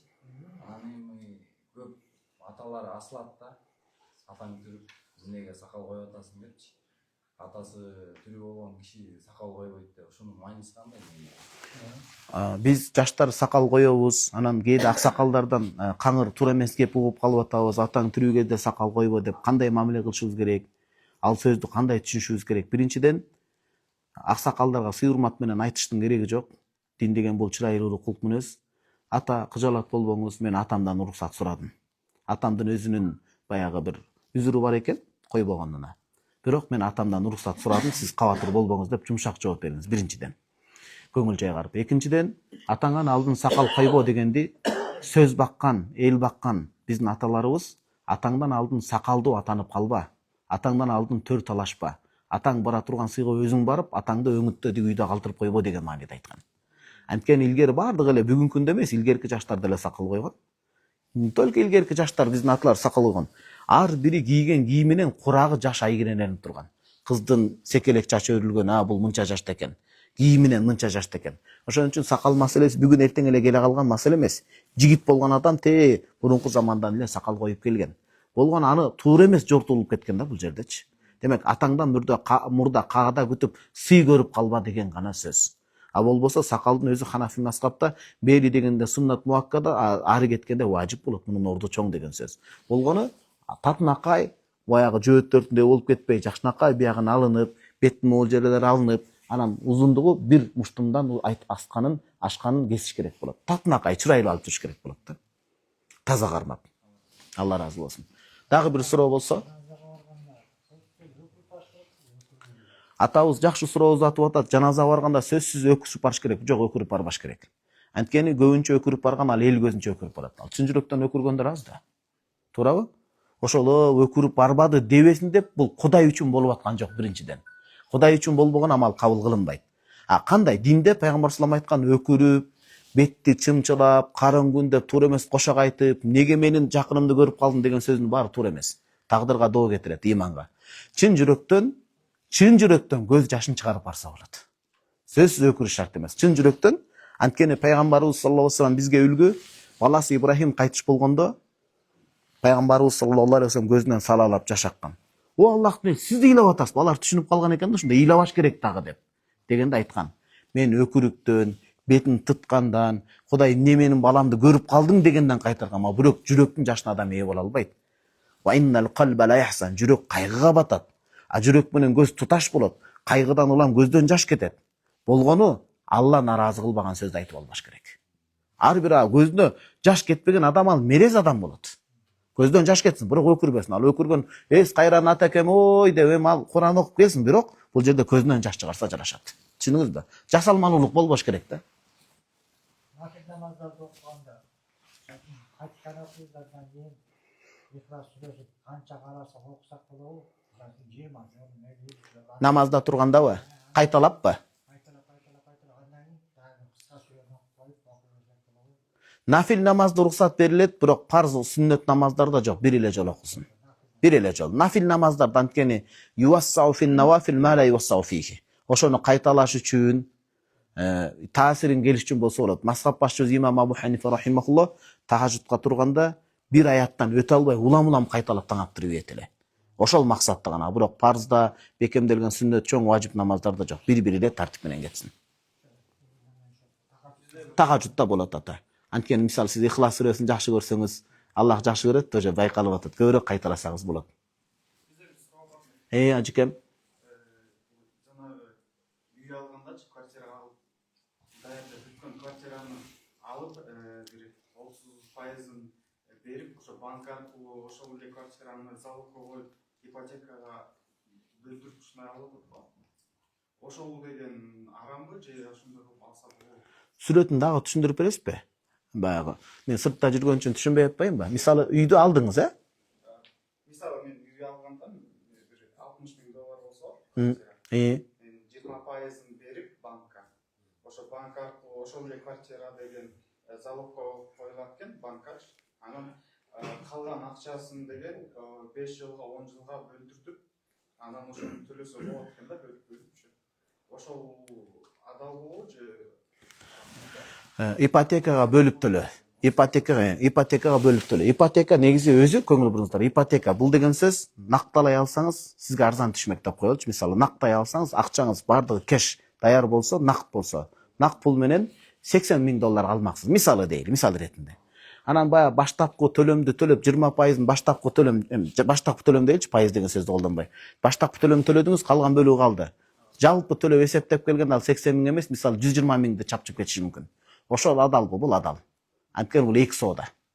Мисалы менин могу китебим бар да. Азыр китебимди мисал айталы, мен муну сатпайм, бирок нак алсаңыз 100 сом. 2 айга төлөп берем десеңиз 150 сом. 50 сом бул жерде процент болбойт. Бул эки бөлөк соода болуп атат. Анткени акча бөлүнгөндө ал баягы зыян тартат да. Маселе кандай болот? Маселе банкка байланганда сиз кечиксеңиз пения башланат, ошол болуп атат бул жерде. Ал сөзсүз бул уже процент болот. Ребаннаса мөөнөттүн барабарына. Эгер сиз кокус алып койгон болсоңуз, ошону кечиктирбей төлөгөнгө аракет кылышыңыз керек болот. Ооба, эртерээк. Эртерээк алар үчүн деле жакшы да. Ал крайний случай кечиктирбешиңиз керек. Кантип? Кечигип кетсе дейсизби? Кечигип кетсе анда да кечигип кетсе бул өзү процентке кечигип процент калып калса, ал арамга жата баштайт. Колдон келишинче төлөп бүтүш керек, төлөп бүткенге адалга айланат деген сөз. Болот. Ооба, анда арам эмес. Андан эмес. Сиздин сурооңуз мындай болуп атат да ата. Нак алганга бир төлөгөнгө эч кимден акчасы жетпей атпайбы? Ошон үчүн бөлүп алып атабыз деген сөз. Ооба. Ошон үчүн дагы тандаш керек дегеним деме. Керісінде егер төлөбөй алсаң арам болот десе деле адал бул бияк. Бияк адал деген сөз жок. Ошон үчүн негизи мен бүт жерде айтып атканым ушул. Бул айла жок неше болуп атпайбы? Колдон келишинде топ анан алганы жакшыраак. Же болбосо жанагындай башынан эле процентке тиешеси жок жерлерди алганга аракет кылыш керек. Анан айла жок, үй бүлө бала чакасы менен сыртта кала турган болсо, анан ошолорго тиешелүү маселе да дамылганбыз.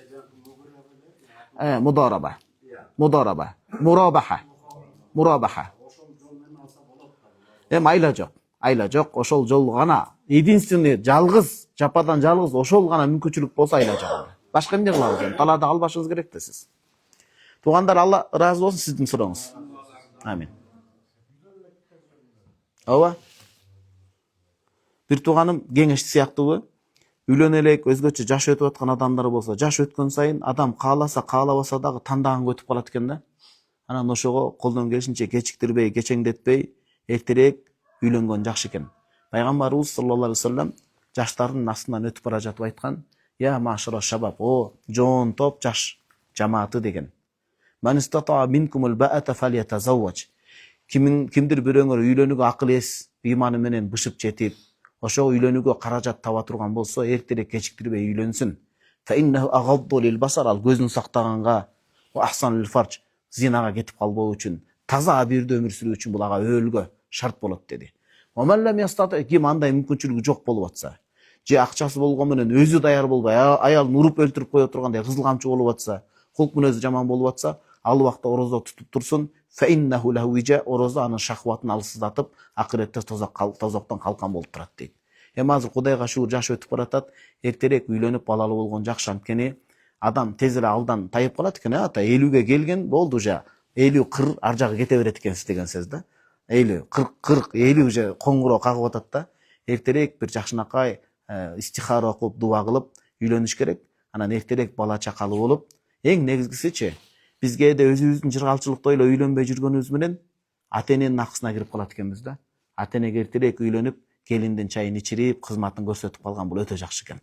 Ата эне айта албайт экен кыргыздык, бирок ошол ата энеге жакшылык кылуу өзү эле эмес, эртерээк үйлөнүп, келинчек менен жакшылык кылып, неберелердин жыргалын көрсөтүү керек экен.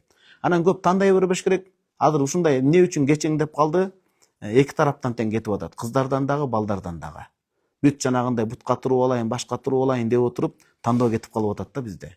Эми жок дегенде карап көрүш керек. Үйдө ата энеси башкарса, эркектин сөзү сөз болсо, анан жолукканда ар кайсы нерсени сүйлөп, бир гана сулуулуна карабай, мен ата энемди сыйлайм, ата энемди кызмат кылууга даярсыңбы? Мен да сенин ата энеңе жакшы кызмат кылайын. Намаз окуганга, кыйынчылыкта мени артында турууга даярсыңбы? Даярмын, болду, анда дээриңде болуш керек, тобокел кылып эскертип эртерээк үйлөнүш керек. Кечиктирген жакшы эмес. Адам мындай да эркек.